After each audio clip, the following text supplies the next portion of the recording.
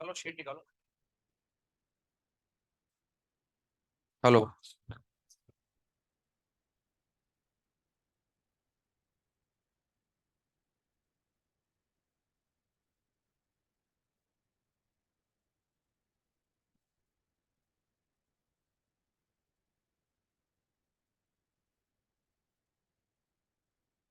तो exercise one के part one से शुरू करते हैं अपन, है ना। एक्सरसाइज वन का पार्ट वन कौन सा है, इसमें बचे हुए सवाल थे शायद, है ना। तो आई थिंक मेरे हिसाब से कौन सा, B6। तो B6 में कोई डाउट हो गया हो तो एक तो लेग्रेंजेस आइडेंटिटी लगा दी और एक में वेक्टर स्केलर ट्रिपल प्रोडक्ट लगा दिया, है ना। इसके बाद नेक्स्ट कौन सा है, E8। E8 में कोई डाउट हो, उसमें दे रखा है लाइन पैरेलल लाइन। तो पहले पैरेलल कर दो, फिर उनको कंटेन करने वाला प्लेन निकाल लो। प्लेन निकालने के लिए कल हमने सवाल किया था ऐसा ना, दो पैरेलल लाइन को कंटेन करने वाला प्लेन निकाला था ना। और अगर दो लाइन पैरेलल नहीं होगी, इंटरसेक्टिंग होगी, तो फिर डायरेक्ट फॉर्मूला है, डिटर्मिनेंट का यूज करके अपन प्लेन निकाल सकते हैं ना। तो उसमें लेमडा म्यू निकाल लिया है ना। लेमडा इजिकल टू मेरे हिसाब से लेमडा इजिकल टू -1/4 आ गया, और म्यू इजिकल टू 1/5 आ गया शायद, है ना। म्यू इजिकल टू 1/5, है ना। फिर लेमडा म्यू रख दी हमने, उसके बाद वो कंटेन करने वाला प्लेन निकाल लिया। एक तो वो वेक्टर ले लिया इसके लाइन पैरेलल है, एक बार उन दोनों पॉइंट को मिला दिया, और एक बार x, y, z मान लिया। बताना है क्या। हाँ सिलेबस वगैरह चेंज हुए हैं, उनसे ज्यादा वो उनको माइंड में मत लो आप। हालांकि केमिस्ट्री में ड्रास्टिक चेंज हुआ है शायद मेरे हिसाब से। हाँ अब उसमें क्या है, सिलेबस में तो क्लियरिटी कभी मेंशन नहीं करते हो, देखो आप, मैं बताऊं आपको, कभी क्लियरिटी मेंशन ही नहीं करते हो। अपन ये नहीं बोल सकते कितने डेप्थ तक जाएंगे वो, डेप्थ क्लियर ही तो नहीं होती ना, तभी तो इतना पढ़ाते हैं हम लोग आपको। डेप्थ कभी क्लियर नहीं होती है ना। अब वो उन्होंने मान लो वेक्टर में लिख रखा है स्केलर प्रोडक्ट, अब उसने ना दो मेंशन कर रखा है ना तीन मेंशन कर रखा है, कि तीन वेक्टर का होगा नहीं। अब एडवांस का सिलेबस क्या है पता ही नहीं है अपने को। अभी अब मान लो एडवांस का भी नहीं दे दिया उन्होंने, तो अब तो एक तो सिलेबस इतना लेट दे रहे हैं जब बच्चा पढ़ चुका होता है। कम से कम कम्पिटिटिव एग्जाम के सिलेबस तो कम से कम एक साल प्लेयर बच्चे के माइंड में क्लियर रहना चाहिए ना। अब एग्जाम की डेट आ रही है, हमारे जनवरी में एग्जाम है, सिलेबस अब दिया जा रहा है ना, तो मतलब फिर वो ब्लेम करते हैं कोचिंग वालों को। सिस्टम खुद का सही नहीं है। भाई आप, हम पढ़ाई तो रहे हैं आपको, अब सिलेबस आपको कम से कम पहले डिक्लेयर करना चाहिए ना। सिलेबस तो बच्चे को साल भर पहले पता होना चाहिए जब वो एग्जाम में अपेयर होता है। अब एसओडी उन्होंने हटाया लेकिन सवाल डालते ही है ना, किसी भी बहाने पूछ लेते हैं। अब जैसे इस बार जो स्टेट लाइन का दिया है, उसमें सेंट्रोइड सरकम सेंटर और तो सेंटर मेंशन कर रखा है, इन सेंटर मेंशन ही नहीं कर रखा उन्होंने, एक सेंटर मेंशन ही नहीं कर रखा, और वो टेंजेंट का नाम ही गायब कर दिया उन्होंने। पता नहीं क्या चाहते हैं, पता नहीं कब जाके मेच्योरिटी जाएंगे बच्चों में ना। अब एडवांस में पता नहीं क्या होगा, लेकिन एडवांस का सिलेबस पता नहीं क्या है। अब दिक्कत यही ना, भाई हमें खुद को मालूम पड़ जाए इतना पोर्शन लिमिटेड है, इसके बाहर कभी आता ही नहीं है ना। तो वो अब वो एलिमेंट्री ट्रांसफॉर्मेशन जो वर्ड है, वो 2 साल से चला आ रहा है, 2-3 साल से। और वो तो अभी भी पूछना होगा तो कैसे भी करके पूछ लेंगे, कॉम्प्रेंशन डाल देंगे, पूछना होगा तो। ये कॉम्प्रेंशन डाल दिया, तो इसलिए उसमें ज्यादा माइंड मत करो आप। रही बात केमिस्ट्री की, तो ठीक है वो क्लैरिटी से बताने की कोशिश भी करेंगे आपको, लेकिन वो इतना माइंड मत करो आप, जो अपना चल रहा है चलने दो उसको रिदम में। ऐसे ये सोचना है डिस्कशन में टाइम वेस्ट नहीं करना अपने को ना, कि भाई उससे डिस्कस कर रहे हैं, वो हो रहा है वो हो रहा है, सब आपको कम्युनिकेट कर दिया जाएगा जो भी हो रहा होगा, है ना। इसलिए अपना टाइम वेस्ट नहीं करना अपने को। ठीक है कम हो गया तो कोई बात नहीं, हो गया तो हो गया। अब कई बार रहता है कि हमने वो याद कर रखा था, तो कोई बात नहीं, वो या तो वो नहीं हुआ तो कोई बात नहीं, अब दोबारा याद कर लेंगे उसको ना। अब वो तो अपन क्या कर रहे हैं, सबके साथ ही हुआ है ना वो तो। नहीं भाई, अच्छा बहुत अच्छे बच्चे भी होंगे, ऐसे भी होंगे जो बहुत खुश हो रहे होंगे जिन्होंने पढ़ा ही नहीं होगा अब तक, वो भी खुश हो रहे होंगे, अच्छा है कम हो गया तो बच्चे तो हर तरह के होते हैं ना, ऐसी बात नहीं है ना। लेकिन जिसने कुछ नहीं पढ़ रखा हो उसका थोड़ा कि वो आगे आ जाएगा अब, ऐसा थोड़ी होगा कि वो आगे आ जाएगा अब सब पढ़ के हमसे आगे आ जाएगा। ऐसा हो सकता है क्या? तो क्या हम क्या बेवकूफ हैं क्या? जो पढ़ रहे थे वो बेवकूफ है इसका मतलब? ऐसा नहीं होता कुछ भी, जो आगे होता है वो आगे रहता है, पीछे वाला पीछे रहता है। ऐसा नहीं होता कि भाई जिसने बिल्कुल नहीं पढ़ रखा होगा उसको मजा आ गया, ऐसा कुछ नहीं होता। वो तो शुरुआत करेगा, अब अगर मान लो पढ़ने की कोशिश भी करेगा तो इसलिए वो अपनी उनका मन दिमाग खराब नहीं करें, न ज़्यादा डिस्कस करें, अपना जो काम है वो करते रहें ना। बस यही हम यही कर सकते हैं एक्चुअली। अपन डिस्कस करेंगे उससे कुछ होगा नहीं ज्यादा, और जो भी होगा वो बता देंगे हम सोच समझ के आपको, जो भी बताना है। अब वो सोच समझ के हम भी क्या बता रहे, क्लियरिटी से लिखा होगा ना उसमें ना।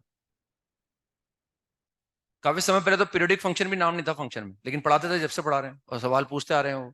सेट थ्योरी अब इंट्रोड्यूस किया गया है, सवाल कब से पूछ रहे हैं वो, बिना इंट्रोड्यूस किए सवाल पूछ रहे हैं। एएमजीएम अब क्लियरिटी से लिखा है, सवाल आते ही हैं, कब से आ रहे हैं सवाल। तो वो हिसाब किताब भी तो नहीं है उनका, कि भाई आपने लिख दिया वही आएगा बस। इसलिए जो पढ़ रहे हैं अपन तो एडवांस ज्यादा ही पढ़ रहे हैं अपन। और ज्यादा पढ़ने से क्या है, जैसे किसी चीज की प्रैक्टिस ज्यादा करो तो नुकसान थोड़ी होता है, उसका कॉन्फिडेंस बढ़ता है उससे, तो बल्कि और क्या है।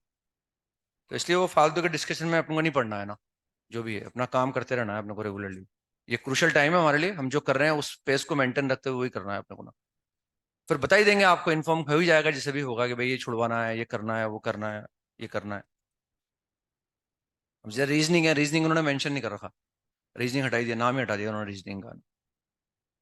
अब लेकिन बोर्ड में है रीजनिंग, 11th क्लास में रीजनिंग चैप्टर होता है एनसीईआरटी के अंदर, 11th क्लास के अंदर तो है ना। तो अब 11th क्लास के अंदर है तो उनको रखना चाहिए था बोर्ड, अगर वो चाहते हैं बोर्ड जैसा सिलेबस हो तो फिर रखना चाहिए था उनको।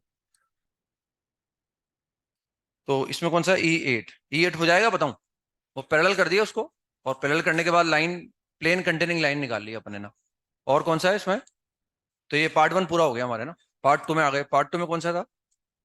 पार्ट 2 में बचा हुआ कौन सा? B5।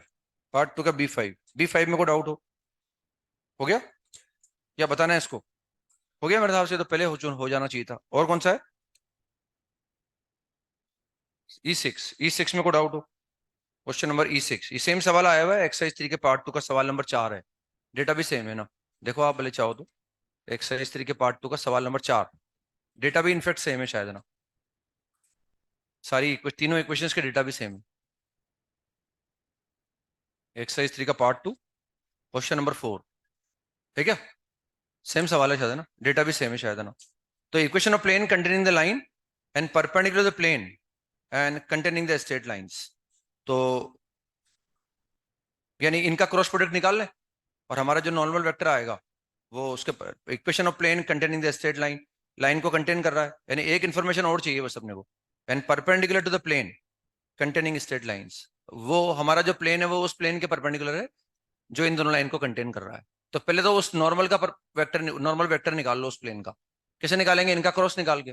फिर हमारा जो प्लेन का नॉर्मल होगा उस नॉर्मल के भी क्या होगा? परपेंडिकुलर होगा, है ना। समझ में नहीं आया? कर लिए सवाल? बताना है। इसके बाद नेक्स्ट, E11 में कोई डाउट हो? E11 में कोई डाउट? हो गया वो, P1 + λ P2 बराबर 0, और उस प्लेन के पैरेलल कर दिया हमने ना, है ना। नहीं हुआ? बताना है। इसके बाद नेक्स्ट क्वेश्चन नंबर E12 में कोई डाउट हो? भाई हम चाहते हैं लाइन प्लेन में लाई कर रहा है ना, तो लाइन प्लेन में लाई करेगी तो दो कंडीशन सेटिस्फाई करा दो। एक तो लाइन पे लाई करने वाला पॉइंट प्लेन में रख दो, और लाइन और प्लेन को पैरेलल कर दो। तो उससे एल और एम में दो इक्वेशन बन गई। एक तो पॉइंट रखूंगा उससे इक्वेशन बन जाएगी, और एक जब उनको पैरेलल करूंगा तो एक दूसरी इक्वेशन आ जाएगी। दोनों को सोल्व कर लूंगा तो एल बराबर 1 आ जाता है, और एम बराबर -1, है ना। एक बार लाइन जिस पॉइंट से पास हो रही है उस पॉइंट को प्लेन में रख दो, एक इक्वेशन आ गई। फिर एक बार लाइन को और प्लेन को क्या करो? पैरेलल कर दो, यानी लाइन का नॉर्मल, लाइन प्लेन का नॉर्मल और लाइन को परपेंडिकुलर कर दो, तो दो इक्वेशन आ जाएगी एल और एम में। उनको सोल्व कर लेंगे, एल बराबर 1 और एम बराबर -1 आ जाता है। इसके बाद नेक्स्ट E14 में को डाउट हो गया ना, तो काफी अब हमें एक तो हम पॉइंट का इमेज निकालते हैं। एक हमसे कहा गया इस पॉइंट का प्लेन के रिस्पेक्ट में इमेज निकालो जो उस लाइन के पैरेलल मेजर किया गया है ना, measured parallel to the line. तो उसमें इमेज का मतलब ये हो गया एक तरह से ना, ये प्लेन हमारे पास है, ये ऐसे प्लेन बना लिया हमने ना, और वो पॉइंट दे रखा है हमें P, वो P हमें पॉइंट दे रखा है, P = 1 - 2 3, 1 - 2 3। अब एक तो सिर्फ इमेज बोलते, तो इमेज का मतलब ये होता है यहाँ से ड्रॉ करता परपेंडिकुलर, जितना ऊपर है उतना नीचे एक्सटेंड कर देता है ना। अब वो उस लाइन के पैरेलल हमें इसका इमेज निकालना है, तो लाइन जो दे रखी है वो ऐसा बना दिया मैंने, लाइन ऐसे दे रखी है ना। तो इमेज का मतलब ये हुआ एक्चुअली ना, कि यहाँ से एक लाइन ड्रॉ करो जो इसके पैरेलल है, ये कहीं ना कहीं यहाँ कट कर रही है, और बस इसको आगे बढ़ा दो आप, तो ये P' आ गया हमारे पास। तो ये P' निकालना है अपने को ना, तो P' निकालने के लिए Q निकालना पड़ेगा, और एक बार अगर Q आ जाएगा तो फिर कोई दिक्कत नहीं है ना, निकाल लेंगे ना। बताऊं करके, है ना।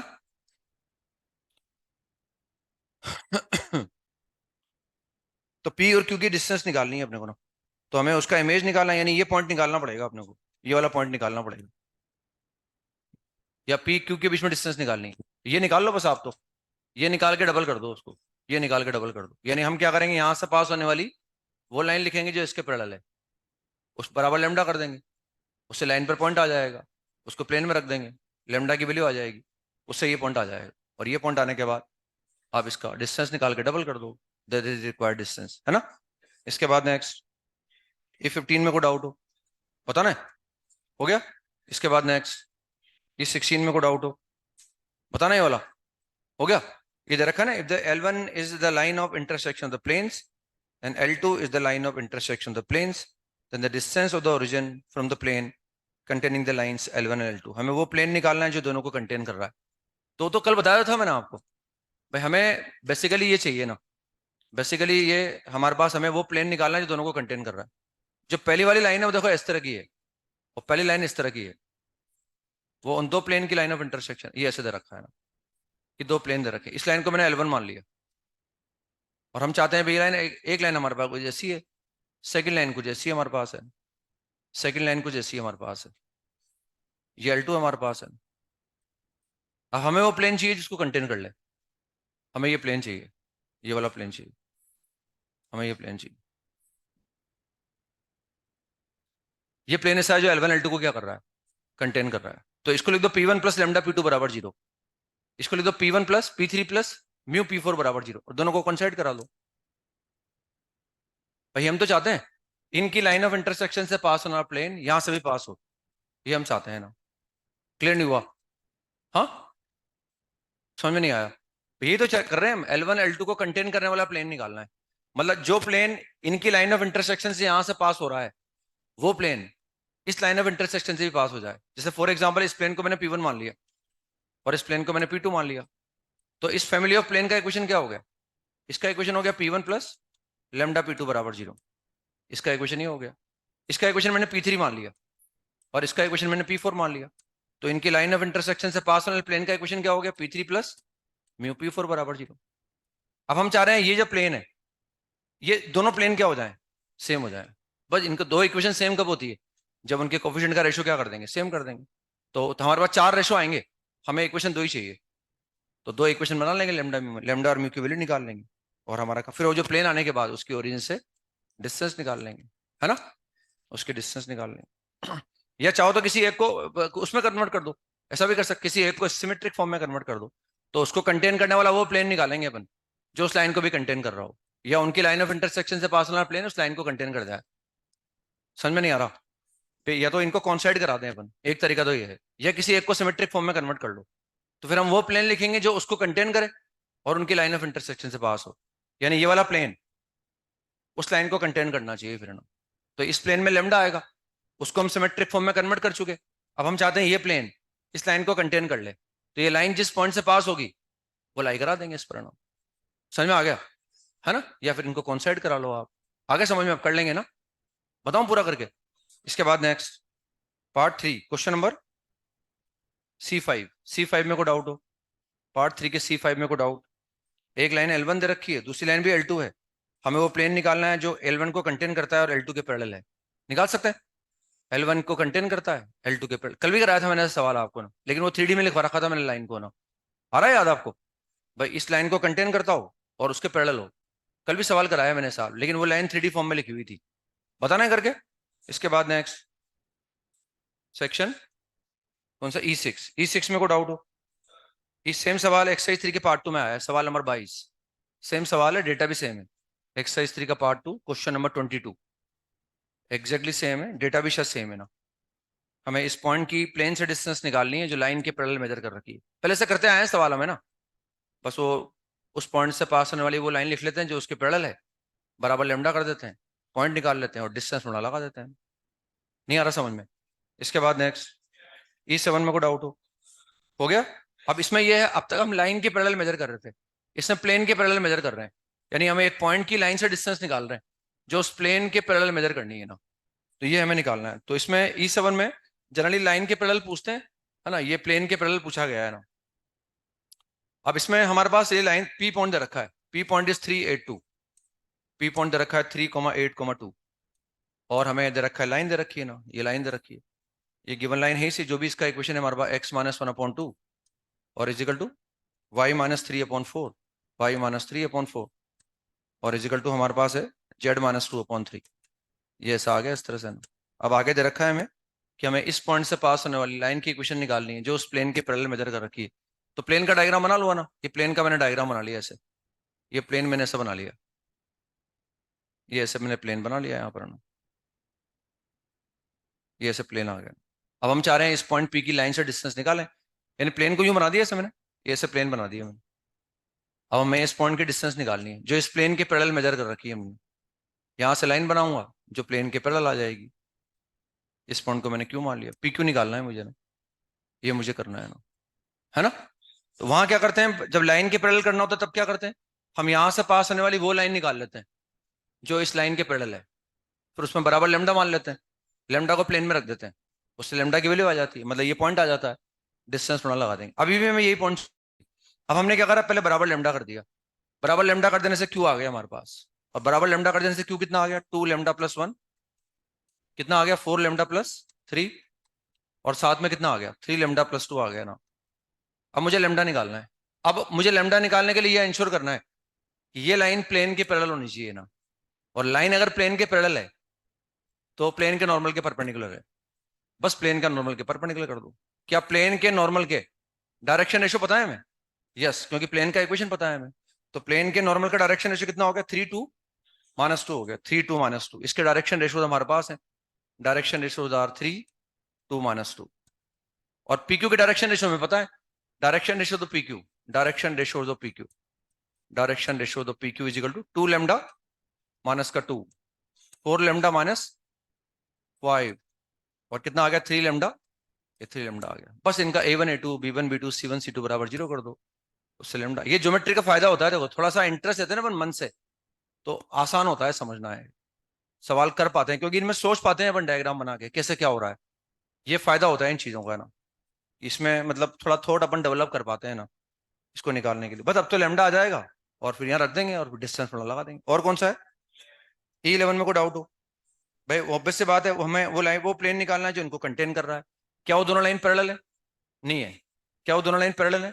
नहीं, इंटरसेक्टिंग। इसका मतलब उनको कंटेन करने वाले प्लेन का फॉर्मूला बताया अपने को, x - x1 x - alpha y - beta z - gamma A1 B1 C1 A2 B2 C2।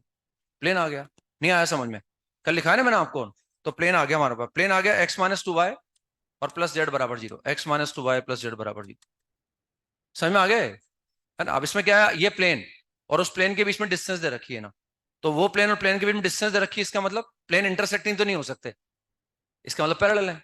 तो अगर पैरेलल है तो ए बराबर कितना हो गया 1, और जैसे ए बराबर 1 आया, उन दोनों पैरेलल प्लेन के बीच में डिस्टेंस निकाल दी हमने ना, और डिस्टेंस हमें दे रखी, तो उससे डी आ जाएगा हमारे पास। ये तो प्लेन हमने निकाला है ना भाई। उन्होंने प्लेन दे रखा था ए एक्स - 2y, उन्होंने दे रखा था AX - 2y और प्लस जेड बराबर डी दे रखा था ना, Z - D बराबर 0 दे रखा। अब इनके बीच में डिस्टेंस अगर दे रखी है, इसका मतलब ये इंटरसेक्टिंग नहीं है ना, समझ रहे हैं? क्योंकि अगर मैं इस ए को 1 के अलावा कुछ और कर दूंगा तो फिर ये इंटरसेक्टिंग हो जाएंगे, फिर तो डिस्टेंस ही 0 आ जाएगी। इसका मतलब डिस्टेंस दे रखी है, मतलब ये पैरेलल है, क्योंकि ये तो मैच कर रहा है ना भाई, समझ रहे हैं? अब अगर मैं ए की जगह 1 की जगह कुछ और कर दूंगा फिर तो ये इंटरसेक्टिंग हो जाएंगे, फिर तो डिस्टेंस ही क्या आ जाएगी, 0 आ जाएगी। तो ए बराबर 1 हो गया इसका मतलब।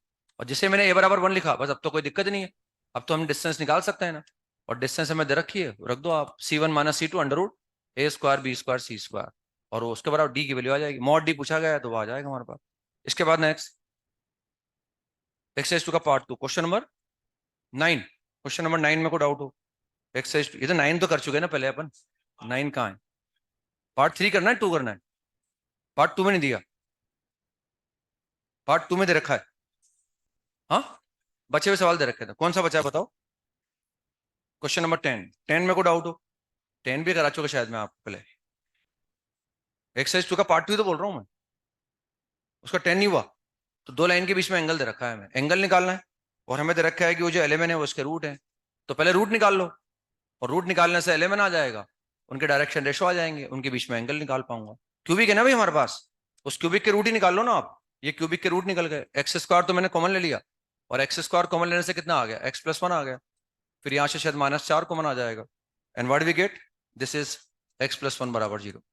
तो ये उस क्यूबिक के रूट आ गए, एक तो आ गया x बराबर -1, एक आ गया x बराबर 2, और एक आ गया x बराबर -2। सबसे बड़ा कौन है, L है शायद, है ना? तो सबसे बड़ा यहाँ पर आ गया 2, तो 2 बड़ा है -1 से, -1 बड़ा है -2 से। तो L बराबर कितना हो गया, 2 हो गया। M बराबर कितना हो गया, -1, और N बराबर कितना हो गया, -2 हो गया। बस इसको रख दो, दोनों लाइन की डायरेक्शन कोसाइंस आ गए, कोसाइन नहीं डायरेक्शन रेशो आ गए। बस A1 A2 B1 B2 C1 C2 अपन root sigma A1 square sigma A2 square, cos theta निकल जाएगा।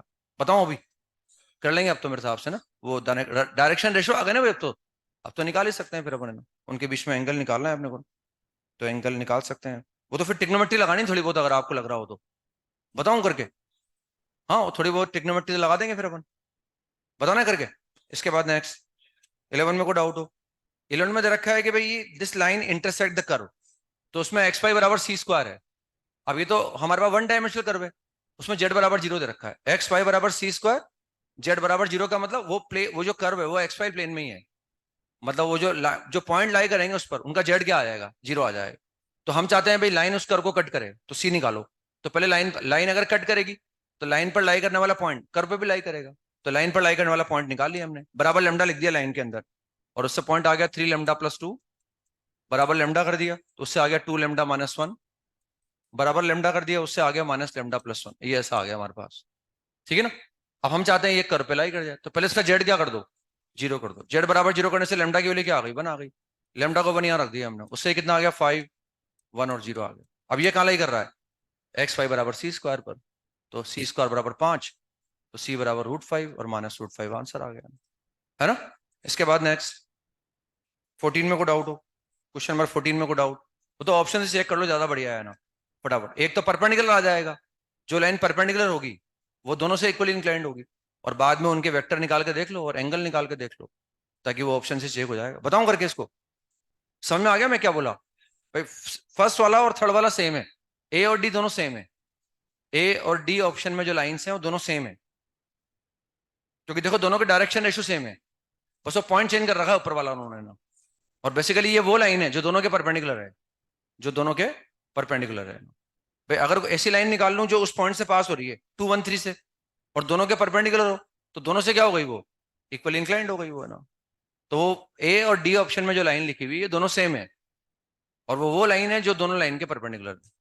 समझ में आ गया ना। अब बाकी चेक करने के लिए वो बाकी बी और सी ऑप्शन में जो लाइंस हमारे पास हैं, वो लाइन जिन वेक्टर के पैरेलल हैं, उन वेक्टर्स और गिवन लाइन के बीच में एंगल निकाल के देख लो, अगर बराबर एंगल बन रहा होगा तो वो लाइन उनसे इक्वली इंक्लाइंड हो जाएगी ना। समझ रहे हैं, समझाऊं थोड़ा और, समझ में आ गया। इसके बाद नेक्स्ट कौन सा 17, 20 में को डाउट हो, 20 तो पहले कर चुके ना अपन शायद, एंगल बिटवीन प्लेन ही निकाला गया, ये एंगल 20 नहीं करा गया, तो इसमें वो एंगल बिटवीन प्लेन ही तो निकालना है अपने को भाई। हमें दे रखा 3 position vectors of the angular points of a tetrahedron are this, तो उनके इन दो एंगुलर प्लेन के बीच में, इनके इन दो प्लेन के बीच में एंगल निकालना है अपने को। और एंगल बिटवीन प्लेन का मतलब एंगल बिटवीन नॉर्मल्स, तो नॉर्मल्स के बीच में एंगल निकाल लो बस आप। ये हमें दे रखा है ना, ABCD एक प्लेन दे रखा है, और उसमें जो है हम कहीं भी A मान लेते हैं, और यहाँ मैंने B मान लिया, यहाँ C मान लो और यहाँ D मान लो, तो ऐसा आ गया ना। अब कौन से दो प्लेन दे रखे हैं, मुझे एक प्लेन दे रखा है ADC, एक तो ये प्लेन दे रखा है, और एक ये दे रखा है हमें ABC। हमने सवाल भी तो किया था कि रेगुलर टेट्राहेड्रन के कोई भी दो प्लेन्स के बीच में एंगल निकालो, cos इनवर्स 1/3, है ना, घर पे करने के लिए दिया था मैंने आपको। अब यहाँ ये दो प्लेन के बीच में एंगल पूछ लिया, तो इन दोनों के नॉर्मल निकाल लो आप। अब जैसे ADC प्लेन है, इसका नॉर्मल किससे निकालूंगा, AD क्रॉस AC निकाल लो, ये आ गया normal vector AD cross AC। क्या AD क्रॉस AC निकाल सकता हूँ मैं, ऐसे N2 है, उसमें ABC दे रखा है, तो AB क्रॉस AC निकाल लो। ये दो नॉर्मल वेक्टर आ गए, मान लिया इनके बीच में एंगल थीटा है, तो cos theta is equal to modulus of N1 dot N2 upon mod of N1 N2, ये ऐसा एंगल आ गया इनके बीच में। क्योंकि यहाँ तो पोजीशन वेक्टर दे रखे हैं ना अपने को, तो AB वेक्टर में निकाल लूंगा, क्योंकि ABCD सबके पोजीशन वेक्टर मेरे पास है ना, तो मैं एक तो ये नॉर्मल वेक्टर निकाल लूँ। आगे समझ में कि नॉर्मल वेक्टर से तो निकालते हैं, जैसे ABC प्लेन हमारे पास है, बोर्ड वाला है, तो ये निकाल लो, AB क्रॉस AC निकाल लो। वो नॉर्मल किस डायरेक्शन में है कोई दिक्कत नहीं है अपने को, क्योंकि अपन तो उन नॉर्मल वेक्टर के बीच में एंगल निकालने का यूज कर रहे हैं, है ना। और वो से मोड लगा दो, क्योंकि हम तो एक्यूट एंगल लिखेंगे आंसर में ना। तो ये ऐसे नॉर्मल वेक्टर निकाल लिए दोनों के हमने, एक को N1 मान लिया, एक को N2 मान लिया। ये निकाल ही सकते हैं, AD वेक्टर में निकाल सकता हूँ मैं, AC वेक्टर निकाल सकता हूँ, AD क्रॉस AC मैं कैलकुलेट कर सकता हूँ बाय यूजिंग डिटर्मिनेंट, तो ये एक नॉर्मल वेक्टर आ जाएगा। नहीं आ रहा समझ में, ये एक नॉर्मल वेक्टर आ जाएगा, और उनके बीच में एंगल मैंने थीटा मान लिया, और यहाँ से मैं एंगल निकाल सकता हूँ। इसके बाद नेक्स्ट 28 में को डाउट हो, 28 तो हो गया, कल फॉर्मूला देखा ही था अपन ने ना। 28 के बाद 29 में को डाउट हो, 29 में को डाउट, मिनिमम इंक्लिनेशन चाहते हैं हम। जैसे हमें दे रखा है कि वो लाइन इस प्लेन को A पॉइंट पे काट रही, तो पहले तो पॉइंट ऑफ इंटरसेक्शन निकाल लो। वो हमें दे रखा है, ये लाइन है और ये प्लेन है हमारे पास, और उसको A पॉइंट पे काटती है वो ऐसा कोई पॉइंट बना दिया हमने, ये पॉइंट A बना दिया। अब A से पास होने वाली वो लाइन चाहिए जो उस गिवन लाइन के साथ कम से कम एंगल बनाए, तो देखो तभी होगा जब प्रोजेक्शन निकालेंगे अपन। जैसे हमारे पास डायग्राम, एक्चुअल डायग्राम ये है, ये एक्चुअल डायग्राम है ना, ठीक है ना। अब अगर मैं चाहता हूं कि इस, ये तो गिवन लाइन है, मुझे जो पेन है वो तो गिवन लाइन है ना। गिवन लाइन ने प्लेन को A पॉइंट पे कट कर लिया, है ना। अब वो कह रहे हैं कि भाई A पॉइंट से पास होने वाली वो लाइन निकालो जो इस गिवन लाइन के साथ कम से कम एंगल बनाए। तो वो कम से कम एंगल, वो भाई A से तो बहुत सारी लाइन पास होंगी, A से तो बहुत सारी लाइन पास होंगी, वो लाइन कम से कम एंगल बनाएगी जो इसका प्रोजेक्शन है, जो इसका प्लेन पर प्रोजेक्शन है। इस लाइन का मैं प्लेन पर प्रोजेक्शन निकाल लूंगा, लाइन का प्रोजेक्शन प्लेन के अंदर कैसे निकालेंगे, प्रोजेक्शन निकालने का जो मतलब होता है वही देखेंगे अपन भाई। लाइन पर एक पॉइंट ये ले लिया, यहां से ड्रॉ कर दिया परपेंडिकुलर प्लेन पर, वही मिल गया। अब लाइन पर कोई एक पॉइंट और ले लो, वहां से प्लेन पर ड्रॉ कर दो परपेंडिकुलर, उसका फुट आएगा, उस फुट को मिला दो। तो ये जो लाइन आएगी ना प्रोजेक्शन, ये ऐसा आएगा प्रोजेक्शन। यही लाइन ऐसी होगी जो कम से कम एंगल बनाएगी, क्योंकि इसके अलावा अगर मैं यूं लाइन लूंगा ना ऐसे, ये भी तो प्लेन पर होगी, लेकिन ये ज्यादा एंगल बनाएगी। देखो आप, वो लाइन ज्यादा एंगल बनाएगी उससे। यूं है ना भाई। अब प्लेन हमारे पास है, क्या समझाऊं मैं आप। ये ऐसे प्लेन बना हुआ डायग्राम, ये प्लेन हमारे पास है, लाइन ऐसे दे रखी है, ये वाला पॉइंट ए है हमारे पास। अब हम ए से पास होने वाली प्लेन पर वो लाइन निकालना चाहते हैं जो इसके साथ कम से कम एंगल बनाए। तो वो लाइन वही होगी जो इसके प्रोजेक्शन बनाएंगे ना, वही कम से कम एंगल बनेगा ना। क्योंकि अगर मैं लाइन प्लेन पर हल्की सी यूं भी ले लूंगा ना, तो वो एंगल ज्यादा बनेगा वो। तो हमें सिर्फ प्रोजेक्शन निकालना है इसका बस। और प्रोजेक्शन निकालने के लिए ये पॉइंट तो हमने निकाल ही लिया, ए तो। ए निकालने के बाद जो गिवन लाइन है, वो जिस पॉइंट से पास हो रही है, उस पॉइंट का प्लेन पर क्या निकाल लो, फुट ऑफ द परपेंडिकुलर निकाल लो। प्लेन पर फुट ऑफ द परपेंडिकुलर। भाई किसी लाइन का अगर मुझे एक तो सवाल होता है इमेज निकालो, एक तो सवाल होता है कि प्लेन का, लाइन का प्लेन में इमेज निकालो। हमारे शीट में 3 सवाल हैं ऐसे, लेकिन तीनों में लाइन क्या है, पैरेलल है ना। फिर मैंने बताया भी था आपको, अगर इंटरसेक्टिंग होती तो मुझे एक काम ज्यादा करना पड़ता है ना। से हमसे कहा जाए भाई इस लाइन का प्लेन में इमेज निकालो, और लाइन अगर इंटरसेक्टिंग होती ऐसी होती, तब तो फिर पहले ये पॉइंट निकालते हैं, और मिरर इमेज का मतलब ऐसे लाइन निकाल लेते हैं ना। उसके लिए हम इस लाइन पर लाई करने वाले किसी एक पॉइंट का इस प्लेन के अबाउट मिरर इमेज निकालते, और वो यहाँ लाई कर जाता 2 पॉइंट फॉर्म से, फिर हम लाइन निकाल लेते। प्रोजेक्शन निकालने का मतलब इस लाइन का प्लेन पर प्रोजेक्शन निकालो, मतलब पहले पॉइंट ऑफ इंटरसेक्शन निकाला। अब लाइन पर कोई भी एक पॉइंट ले लो, और कोई भी एक पॉइंट, उसका प्लेन पर क्या निकाल लो, फुट ऑफ द परपेंडिकुलर। जो फुट आएगा उसको और इसको मिला दो। ये तो प्रोजेक्शन हो गया, और ये क्या हो गया, मिरर इमेज हो गया। वहां मिरर इमेज निकाल रहे हैं या फुट निकाल रहे हैं। ये तो मतलब होता है प्रोजेक्शन का। एक वेक्टर का दूसरे पे प्रोजेक्शन निकालता हूं, उसका मतलब ये होता है कि दोनों एंड पॉइंट से ड्रॉ कर दो परपेंडिकुलर। परपेंडिकुलर जहां मिल रहे हैं उनको मिला दो आप। अब यहाँ लाइन का प्लेन पे निकाल रहा हूँ, तो एक तो इंटरसेक्टिंग पॉइंट निकाल लिया, एक दूसरा जो पॉइंट लिया उसका प्लेन पर फुट ऑफ द परपेंडिकुलर निकाल, दोनों को मिला दिया अपन। तो हम बोल रहे हैं ये जो लाइन होगी ना, यही लाइन ऐसी होगी जो उस गिवन लाइन से कम एंगल बनाएगी। उसका जो प्रोजेक्शन होगा वो कम से कम एंगल बनाएगी। ठीक है ना। इसके बाद नेक्स्ट पार्ट 3 का क्वेश्चन नंबर 9 में को डाउट हो, क्वेश्चन नंबर 9 में को डाउट। 9 तो कल देख लिया था अपन ने, वॉल्यूम चारों वर्टेक्स निकाल लिए थे अपन ने, उसमें कोई दिक्कत नहीं। नेक्स्ट इसके बाद क्वेश्चन नंबर 12 में को डाउट हो, 12 में को डाउट। 12 के बाद नेक्स्ट 13 में को डाउट। 13 जैसे सवाल में बता चुका पहले आपको, है ना। बताया था ना। अभी मैंने कल बताया था, के निकाल के बताया, के था कि ए था शायद, ए था उसमें, वहां यहाँ के वहां ए था शायद। ये सवाल था ना, ये सेम सवाल मैंने शायद कल कराया था आपको। ये एक्सरसाइज 2 का पार्ट 2, नहीं 1, क्वेश्चन नंबर 21। एक्सरसाइज 2 का पार्ट 1, क्वेश्चन नंबर 21। तो मैंने कहा था वो सेकंड प्लेन लाइन को सिमेट्रिक फॉर्म में लिख लो आप, और सिमेट्रिक फॉर्म में लिखने के बाद उस प्लेन को लाइन में, उस लाइन को प्लेन में कंटेन करवा दो। नहीं, वही तो सवाल है, देखो ये ना। बस यहाँ भी किसी एक को सिमेट्रिक फॉर्म में कन्वर्ट कर लो, यहाँ दे रखा है सिमेट्रिक फॉर्म में एक, तो कन्वर्ट करने की भी जरूरत नहीं है ना। और वहां लगा दूंगा P1 प्लस लेमडा P2 बराबर 0, और वो प्लेन जो है उस लाइन को कंटेन कर ले, बस है ना। सेम ही सवाल है, देखो पढ़ो आप दोनों। इसके बाद नेक्स्ट 14 में को डाउट हो, 14 में को डाउट हो गया 14। हाँ, 14 में ये कहा गया है कि हम इस लाइन के अबाउट उस प्लेन को घुमा रहे हैं, और तब तक घुमा रहे हैं जब तक कि वो ओरिजिन से पास नहीं हो जाए। तो फिर हमें, और वो घुमाने के बाद वो प्लेन की इक्वेशन ही आ जाएगी हमारे पास, है ना। तो फिर हमें अल्फा बीटा निकालना है ना। यानी देखा जाए तो उस प्लेन को लाइन के अबाउट घुमा रहे हैं अपन, और है ना, जैसे मान लो ये लाइन ये वाली है हमारे पास, और इस प्लेन को घुमा रहे हैं अपन लाइन के अबाउट, और ऐसे घुमा रहे हैं कि इसके अबाउट घुमा रहा हूं मैं, तब तक वो ओरिजिन से पास नहीं हो जाए। यानी वो ओरिजिन उस प्लेन में क्या करना चाहिए, लाई कर देना चाहिए। इसका मतलब हमें करना है इस लाइन को कंटेन करने वाला, हमें वो प्लेन निकालना है जो ओरिजिन से पास हो रहा है। सवाल ही हो गया इसका मतलब है, उस गिवन लाइन को कंटेन करने वाला वो प्लेन निकालना है जो ओरिजिन से पास होता है ना। तो ओरिजिन से पास होने वाला प्लेन लिख दो पहले, फिर उस लाइन को कंटेन करा दो, लाइन पर लाई करने वाले किसी एक पॉइंट से पास करा दो, और लाइन के पैरेलल कर दो उसको ना, है ना। तो समझ में आया। तो ये हमें दे रखा है, उस लाइन को कंटेन करने वाला प्लेन लिखेंगे x-1/2, और इजिकल टू कितना आ गया, y-2/-3, y-2/-3 is equal to z +3/1, ये ऐसा आ गया ना। और हमें इस लाइन को कंटेन करने वाला वो प्लेन निकालना है जो ओरिजिन से पास हो रहा है। तो या तो डायग्राम बना के निकाल लो। भाई लाइन हमें दे रखी है, ये कहाँ से पास हो रही है, ये पास हो रही है 1 2 और -3 से। इसके नॉर्मल के डायरेक्शन, इसके लाइन के डायरेक्शन रेशो पता है मुझे ना, लाइन के डायरेक्शन रेशो मुझे पता है। लाइन के डायरेक्शन रेशो हमारे पास ये है ना, और हम चाहते हैं कि वो प्लेन ओरिजिन से भी पास हो जाए ना। और इस प्लेन पर हमने एक moving point x, y, z मान लिया। एक वेक्टर ये वाला निकाल लो, ये आसान रहेगा ना, इसमें कुछ कम लिखना पड़ेगा। एक वेक्टर ये बना दो और एक वेक्टर ये बना दो, बस इनको कोप्लेनर कर दो आप ना, है ना।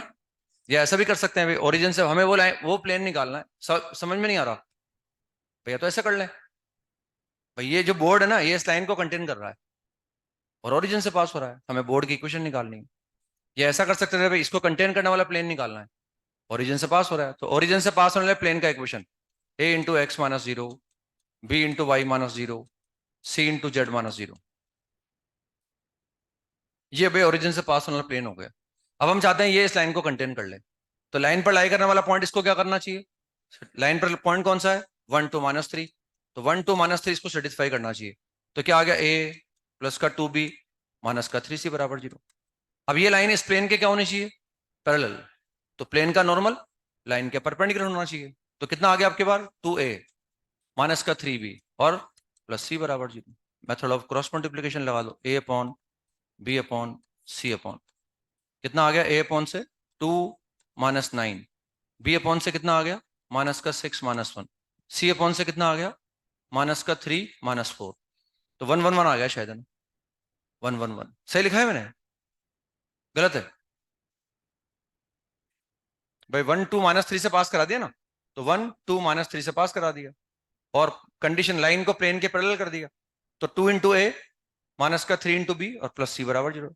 Method of cross multiplication, a/, तो 2 माइनस साइन -9, b के नीचे लिखना है तो -6 और -1, c के नीचे लिखना है तो -3 -4, सही है। तो -7 -7 -7, यानी a भी 1 आ गया, b भी 1 आ गया, c भी 1 आ गया।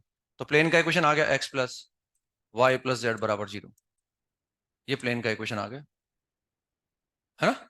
नहीं आ रहा क्या, अब वो तो उन्होंने बोल रखा है कि हमें 4x चाहिए, तो 4 से मल्टीप्लाई करना पड़ेगा, ताकि b भी कितना आ गया हमारा, 4 4 4 आ गया वो, तो 32 आ गया आंसर इसका मतलब। और या फिर यूं ही निकाल लो, यहां से कितना आ गया, x-0, y-0, z-0, ये कितना आ गया, ये आ गया हमारे पास। आ, वो तो इसमें से इसको माने, वो तो इसमें से इसको माने, ये वेक्टर निकालो ये वेक्टर निकालो, एक ही बात है, समझ रहे हैं। तो कितना आ गया, 1 2 - 3 आ गया, और यूं कितना आ गया, 2 3 - 1 आ गया, 2 - 3 1 आ गया। बस इसको एक्सपेंड कर दो, इसको एक्सपेंड करने पर वही आ जाएगा, x के साथ कितना आ गया, 1 2 - 9 माइनस y के साथ 1 + 6, जेड के साथ -3 -4। तो वही आ गया, देखो हमारे पास है ना, -7x -7y -7z बराबर 0, x + y + z बराबर 0। दोनों तरह से बता दिया करके मैंने आपको, ऐसे भी कर लो ऐसे भी कर लो, चाहो। अब वो तो 4 चाहिए ना, तो 4 से मल्टीप्लाई करना पड़ेगा आपको ना, ताकि वो भी 4 आ जाए, वो भी 4 आ जाए। इसके बाद 17 में को डाउट हो, 17 में को डाउट, इसमें कुछ करना ही नहीं है, बस सोचना है डायग्राम में ना, बताऊं उसको, मतलब इसमें कैलकुलेट तो करना ही नहीं है, बस विजुलाइज करना है, विजुलाइज करके आंसर निकालना है बस, बताना है, हो गया, बताना है। इसके बाद नेक्स्ट क्वेश्चन नंबर 18 में को डाउट हो, 18 में को डाउट, अब देखो 18 में अगर कंसेप्ट वाइज करोगे तो दिक्कत आएगी, बहुत सवाल लंबा हो जाएगा ना। तो बेटर ये है कि हमारे पास जो है वो हम ऐसा कर लेना, हमें रेगुलर दे रखा है, टेट्राहेड्रन हमारे पास रेगुलर है, ठीक है ना, और वो बोल रहे हैं कि भाई EFCEF का ट्राइंगल का एरिया निकालना है अपने को ना, और वो दे रखा है रेगुलर टेट्राहेड्रन के अंदर जो एज लेंथ हमारे पास है वो कितनी है, ए हमारे पास है ना। तो अपन ऐसा करते हैं कि टेट्राहेड्रन रेगुलर का मतलब क्या हो गया, रेगुलर का मतलब हो गया सारे फेसेस क्या हो गए, इक्विलेटरल ट्राइंगल हो गए, सारे के सारे फेसेस इक्विलेटरल ट्राइंगल हो गए ना, ऐसे मान लिया ना। तो उसमें हम एक फेस को यहाँ मान लेते हैं, ये मैंने मान लिया हमारे पास ABCD शायद है ना, तो मैंने इसको मान लिया, ए को यहाँ मान लो, बी को मैंने यहाँ मान लिया, और सी को मैंने यहाँ मान लिया, क्योंकि ट्राइंगल ये क्या बना दिया मैंने, बेस वाला ट्राइंगल इक्विलेटरल बना दिया ना, साइड लेंथ ए के बराबर है, तो दिस पॉइंट इज A00, ये ऐसा आ जाएगा ना, है ना, आगे समझ में। और इक्विलेटर, अब इसको ये निकालना, इक्विलेटरल के लिए हमें ये निकालना पड़ेगा ना, तो बेसिकली इक्विलेटरल के लिए हमें एंगल, हाँ the length of the edge of regular tetrahedron point E और F are taken on the edge AD. AD बनाना पड़ेगा ना मुझे, तो एडी का मतलब ये हो गया कि हमें जो है वो एडी एंड बीडी लेना पड़ेगा। तो इसको डी मान लो है ना, इसको डी मान लो, इसको मैंने डी मान लिया ना। तो मतलब ए बी सी और डी को ऊपर ले लें अपन।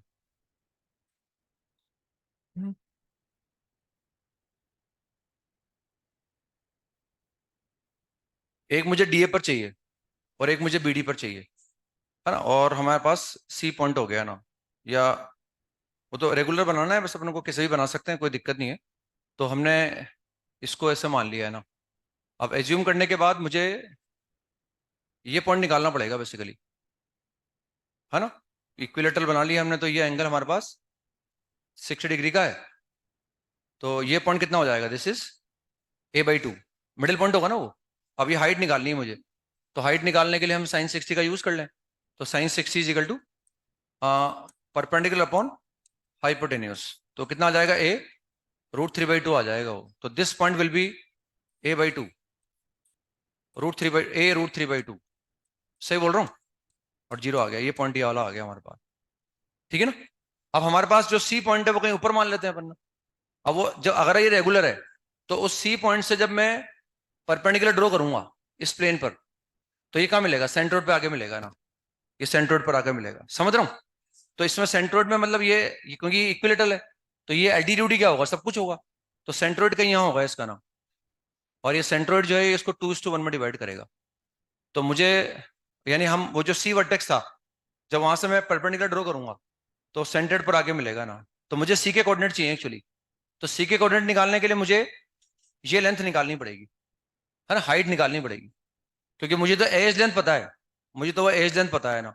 तो इसलिए हम क्या करेंगे, जैसे ये मुझे ये हाइट निकालनी है और मुझे जी के कोऑर्डिनेट निकालने हैं। तो जी का जो एक्स कोऑर्डिनेट होगा वो कितना होगा, a/2 होगा। जी का एक्स कोऑर्डिनेट तो a/2 होगा। नहीं आ रहा समझ में, जी का एक्स कोऑर्डिनेट a/2 आएगा। अब मुझे क्या है, जी का वाई कोऑर्डिनेट चाहिए। तो जी के वाई कोऑर्डिनेट का मतलब हो गया ये वाली हाइट। तो ये वाली हाइट हमने निकाल रखी है, a√3/2, a√3/2। ये हाइट मैंने निकाल रखी, ये पूरी हाइट निकाल रखी ना मैंने। इसको 1:3 में डिवाइड कर दो, तो इसको 1:3 में डिवाइड कर दो। तो कितना आ गया है, a/, क्योंकि वो मैंने हाइट पूरी निकाल रखी है और हमें चाहिए हाइट निकालनी पड़ेगी। तो ये पॉइंट आ जाएगा हमारे पास, इसे a/2√3, ये a/2√3 आ जाएगा। तो बेसिकली हमारे पास ये लेंथ हमने निकाल ली, है ना। इस लेंथ को हमने निकाल लिया और मुझे इसका एक्स पता है, a/2 है। तो ये जी पॉइंट हमारे पास इस पे आ गया, तो a/2√3 आया शायद ये। सही बोल रहा हूँ मैं। और ये जीरो आ गया ना। अब हमें वो सी पॉइंट निकालना है। तो सी पॉइंट जब मैं निकालूंगा तो उसके लिए हाइट चाहिए, ये वाली हाइट। तो ये कैसे निकालूंगा मैं, ये निकालने के लिए हम ध्यान से देखें कि बेसिकली वो हमने एक रेगुलर वाला सवाल किया था, regular find the volume of a regular tetrahedron whose edge length is 2 unit. वहां ये हाइट निकाली थी हमने ना। तो उसमें ऐसे निकाल लेंगे, बस इसको मिला दो इससे ना। तो ये क्या बन जाएगा, ये तो मीडियन बन गई। तो ये लेंथ तो मैं जानता हूँ, ये लेंथ मैं जानता हूँ, है ना। मुझे बेसिकली ये लेंथ निकालनी है।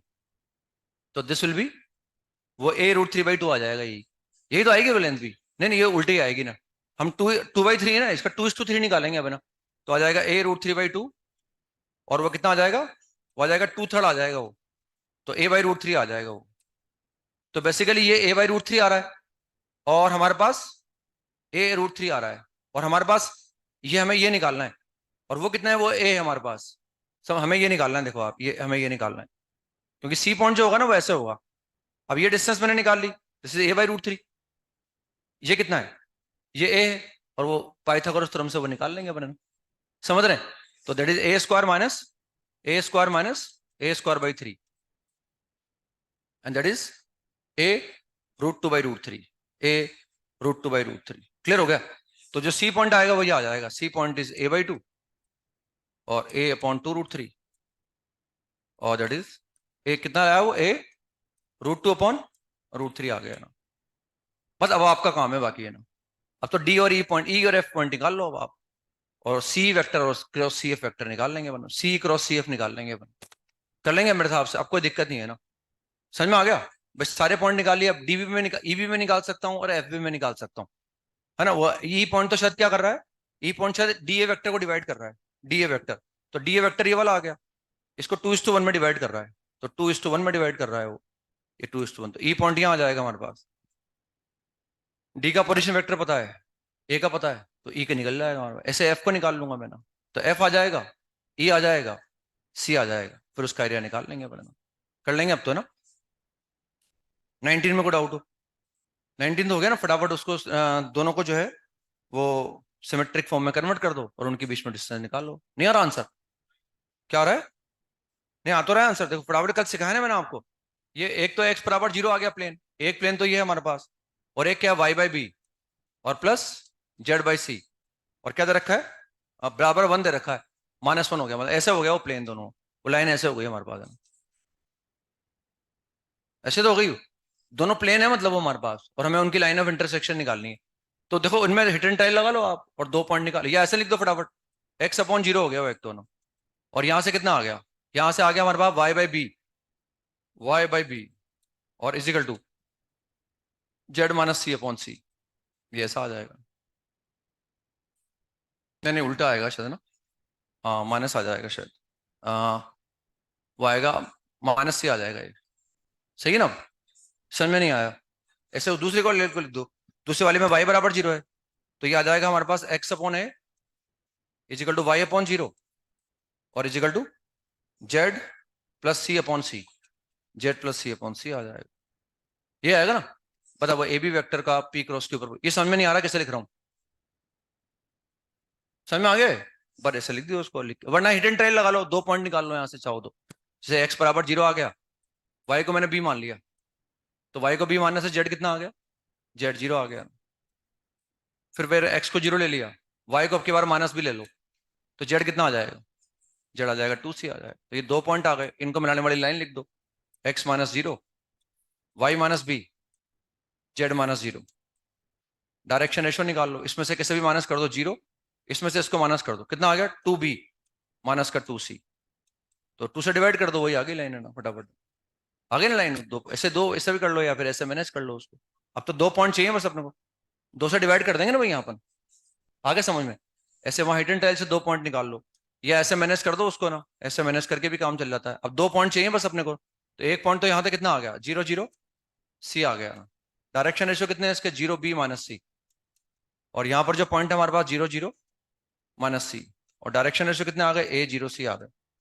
तो पी क्यू वेक्टर तो यहाँ से आ जाएगा पी क्रॉस क्यू, और ए बी वेक्टर यहाँ से आ जाएगा, और ए बी वेक्टर का मैं पी क्रॉस के ऊपर प्रोजेक्शन निकाल दूंगा ना, बस उससे डी आ जाएगा, फिर वो मैनेज करके निकाल लेंगे अपने ना। वो तो उल्टा सीधा करना है, बस डी की जगह 1/d करना है, फिर वो अलग अलग करेंगे तो 1/a², 1/b², 1/c² आ जाएगा। बताऊं पूरा करके, ऐसे निकाल सकते हैं ना, ठीक है ना, यही था बस शायद। हाँ तो कॉम्प्रेशन नंबर 5 देखा क्या आपने वो? चलो मैं बता देता हूँ फटाफट आपको, है ना। जैसे सर्कल होता है ना 2D के अंदर, ऐसे ही होता है बस, है ना। अब स्फीयर भी क्या सिलेबस में मेंशन नहीं कर रखा, कभी वो कॉम्प्रेशन में डाल दें, वही बात तो वही है ना बस, एक्चुअली कॉम्प्रेशन में डाल दिया मान लो उन्होंने, तो या तो अपनों को अतिरिक्त दिमाग लगाना पड़ेगा अपने वहां पर, या अपने सामने से निकल रहा है तो उसको पढ़ लो, और क्या है ना। वो तो काफी सारी चीजें जो कभी भी पूछ लेते हैं वो ना, जैसे पीएनसी में एक डी अरेंजमेंट है, बहुत सालों तक उन्होंने पूछा ही नहीं था, बहुत सालों तक नहीं पूछा उन्होंने, तो हमें लगा था पढ़ाना बंद करा देते हैं, तो जिस समय सोचा पढ़ाना बंद कराएंगे उसी साल आ गया डी अरेंजमेंट का सवाल। ऐसे ऑर्थोगोनल ट्रेजेक्ट्री है, उस पर सवाल नहीं आता कभी, जिस दिन आ जाएगा उस दिन पढ़ाया हुआ आपको अच्छा लगेगा। नहीं, क्लेयर्स फॉर्म है, उसका सवाल दे देंगे वो, तो आ जाएगा, तो आ जाएगा, वो क्या करो उनका, उनको क्या क्लेम करने जाएंगे क्या अपन बाद में। दिक्कत ही है ना, वो तो क्लैरिटी हो गई, इसके बाहर आ ही नहीं सकता, तब तो फिर कुछ समस्या ही नहीं है, पढ़ाने में भी समस्या नहीं है और पढ़ने में भी समस्या नहीं है ना। अब वो प्लेन थ्री इसकी बात करते हैं स्फीयर की अपन, फिर अपन देखते हैं ना क्या करना है अपने को। तो स्फीयर के अंदर लिखो आप, the equation of A sphere, the vector equation of A sphere, the vector equation of A sphere, the vector equation of A sphere having center at a vector and having radius r is equal to the vector equation of a sphere having center at a vector and having radius r is r minus a vector is equal to capital R. ये sphere की equation आ गई है ना, यही equation circle की भी है, लेकिन सर्कल की तब होगी जब अपन ये मजबूर करेंगे कि जो वेरिएबल पॉइंट है ये प्लेन पे लाई करे बस है ना। अब जैसे ये पॉइंट हो गया है, अब मैं एक पॉइंट को इस स्पेस में कैसे भी मूव कराऊं, लेकिन रेस्ट्रिक्शन है कि उसकी इससे डिस्टेंस हमेशा कितनी रहेगी, आर रहेगी। तो अगर वो एक प्लेन में मूव करे, अगर वो बोर्ड पे मूव करेगा तो हम बोल देंगे फिक्स पॉइंट है। अब वो ऐसे मूव करना चाहिए कि उसकी इससे डिस्टेंस हमेशा कांस्टेंट है और वो प्लेन के बाहर नहीं आना चाहिए, तब तो फिर सर्कल आ जाएगा। अब अगर वो प्लेन के बाहर भी आ सकता हो तो ये जैसे फिक्स पॉइंट हो गया, और ये मूविंग पॉइंट अब ये कैसे भी मूव कर ले ऐसे ना, ये ऐसा कैसे भी मूव कर लेना, ये नीचे ऐसे कैसे भी मूव कर सकता, तो वो क्या आएगा, स्फीयर आ जाएगा। भाई अंदर तो आएगा नहीं पॉइंट ना, लेकिन वो कहीं भी मूव कर सकता है, इधर इधर कहीं भी मूव कर सकता है, ये ऐसे मूव कर सकता है, ये डिस्टेंस कांस्टेंट हो गई बस है ना। तो उसका लोकस क्या आ गया, स्फीयर आ गया फिर हमारे पास, समझ रहे हैं है ना, वो स्फीयर आ जाएगा। तो ये स्फीयर की इक्वेशन हो गई ना, ए उस पॉइंट का पोजीशन वेक्टर, ए सेंटर का पोजीशन वेक्टर है और ये इसका रेडियस हो गया ना। अब सेंटर को जैसे मान लो, मैं ऐसे मान लूँ ना कि हमने ये मान लिया कि सेंटर जो है वो ए वेक्टर हमारे पास, उसको अगर ऐसा मान लिया जाए कि हमारे पास ये जो है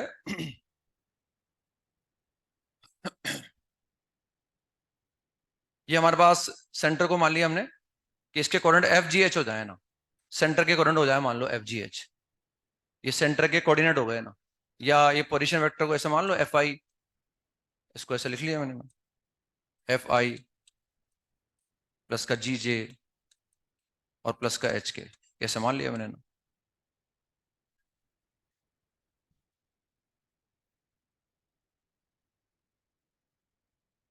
या थोड़ा वो थोड़ा ऐसा आएगा,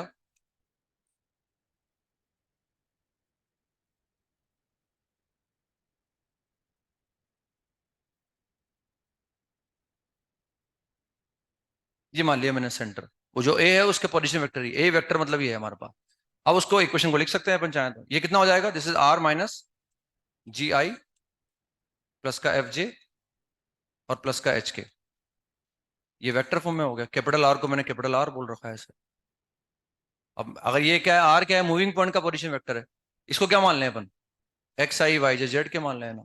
तो बेसिकली ये वेक्टर क्या हो गया, ये वेक्टर हो गया x minus g, y minus f और जेड माइनस एच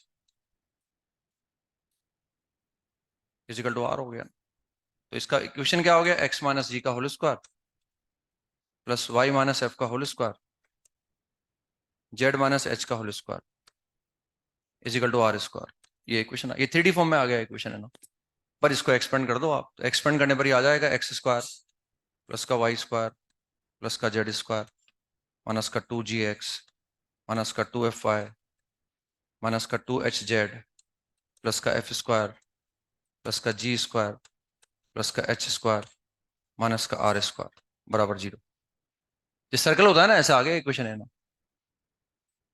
अब इसका सेंटर में निकाल सकता हूँ ना, सेंटर निकालने के लिए सर्कल में क्या करते हैं, पहले जी निकाल लो फिर एफ निकाल लो, तो यहाँ जी एफ एच और निकाल लो है ना। तो सेंटर बोल देंगे भाई what is the coefficient of X, X का कोफिशिएंट कितना है हमारे पास, half of the coefficient of X minus G, half of the coefficient of Y minus F, half of the coefficient of Z minus H. तो centre क्या हो जाएगा, minus जी। समझ रहे हैं आप, पहले हम जी निकालते हैं, फिर जी के बाद सेंटर बोलते हैं माइनस जी माइनस एफ। जी का मतलब क्या हो, half of the coefficient of x होता है। इसका सेंटर पता है ना हमें, इसका सेंटर जी एफ एच है हमारे पास है, समझ रहे हैं। तो जैसे सर्कल में निकालते हैं ऐसे निकाल लेंगे, पहले half of the coefficient of x निकाल लेंगे, वो माइनस जी आएगा, half of the coefficient of y निकाल लेंगे, half of the coefficient of z निकाल लेंगे, फिर बोल देंगे सेंटर क्या होता है, माइनस जी माइनस एफ और माइनस एच, ये ऐसा आ जाएगा। और रेडियस निकालने के लिए वही कंफ्यूज हो रहे हो उससे, वहां तो प्लस 2gx आता है ना लिखा हुआ हमारे पास, वहां सर्कल में 2gx बोलते हैं अपन। जैसे मान लो अगर मैं ये बोलूं ऐसे कि भाई जैसे इस सर्कल का सेंटर मुझे पता है, ये ऐसे बोल दूं मान लो मैं, ये ऐसे बोल दूं मैं, प्लस का प्लस सी बोल दूं। अब इस स्फीयर का सेंटर क्या है, ये लिखो जनरल इक्वेशन ऑफ एलिप्स लिख लो आप, तो वो तो मैंने लिखा ही दिया, अब ये लिख दो जनरल इक्वेशन ऑफ एलिप्स, ऐसे लिख लो आप, general equation of ellipse, general equation of ellipse. Ellipse नहीं मतलब क्या, sphere, general equation of sphere, x square plus y square plus का जेड स्क्वायर प्लस का 2gx प्लस का 2fy प्लस का 2hz और प्लस c बराबर 0। This is general equation of sphere and whose centre is minus का g minus का f minus का h and radius is equal to under root of g square plus का f square plus का h square minus का c। कैसे लिखा है मैंने? कन्वर्ट कर दो उसको आपस है ना, परफेक्ट स्क्वायर में कन्वर्ट। जनरल इक्वेशन सर्कल का कैसे निकालते हैं अपन? परफेक्ट स्क्वायर में कन्वर्ट कर लेते हैं इसको ना, इसको परफेक्ट स्क्वायर में कन्वर्ट कर लो ताकि x प्लस जी का होल स्क्वायर आ जाएगा, माइनस का जी स्क्वायर करना पड़ेगा अपने। समझ रहे हैं बात? तो ऐसे लिखा हुआ जाए, नहीं आ रहा समझ में? आ गया ना? ऐसे इसका स्फीयर निकाल, तो ये स्फीयर है हमारे पास है, कभी ऐसे इक्वेशन लिखा आ जाए तो कर सकते हैं। अब सवाल करा देता हूँ मैं एक आध दो बार आपके बस, और क्या ना। लिखिए सवाल, लिखे ना। Find the equation of a sphere, find the equation of a sphere whose center lies on the line, whose center lies on the line 2x minus का 3y बराबर 0 is equal to 5y plus 2z, whose center lies on the line and passing through the points 0 minus 2 minus 4 and 2 minus 1 minus 1. Find the equation of a sphere whose center lies on the line and passing through the points.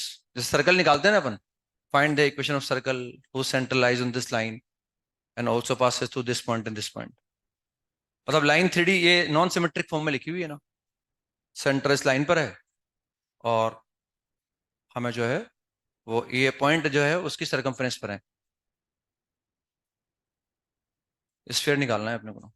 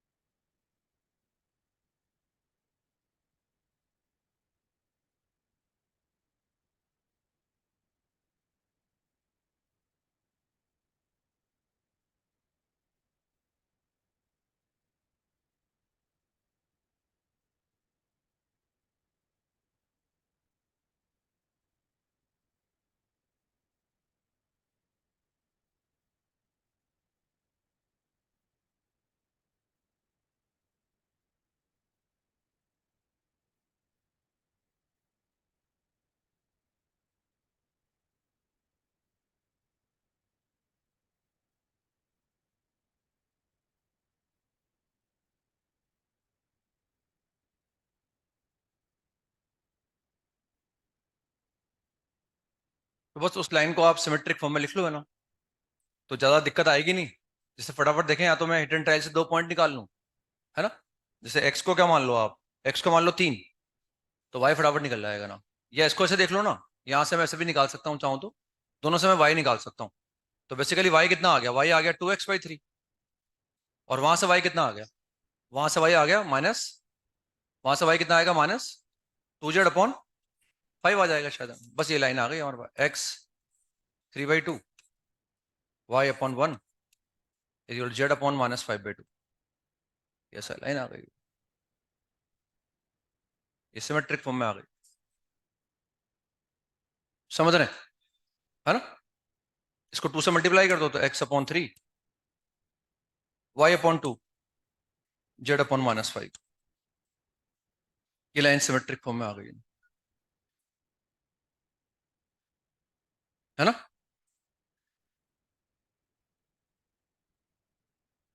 सही लिखा है।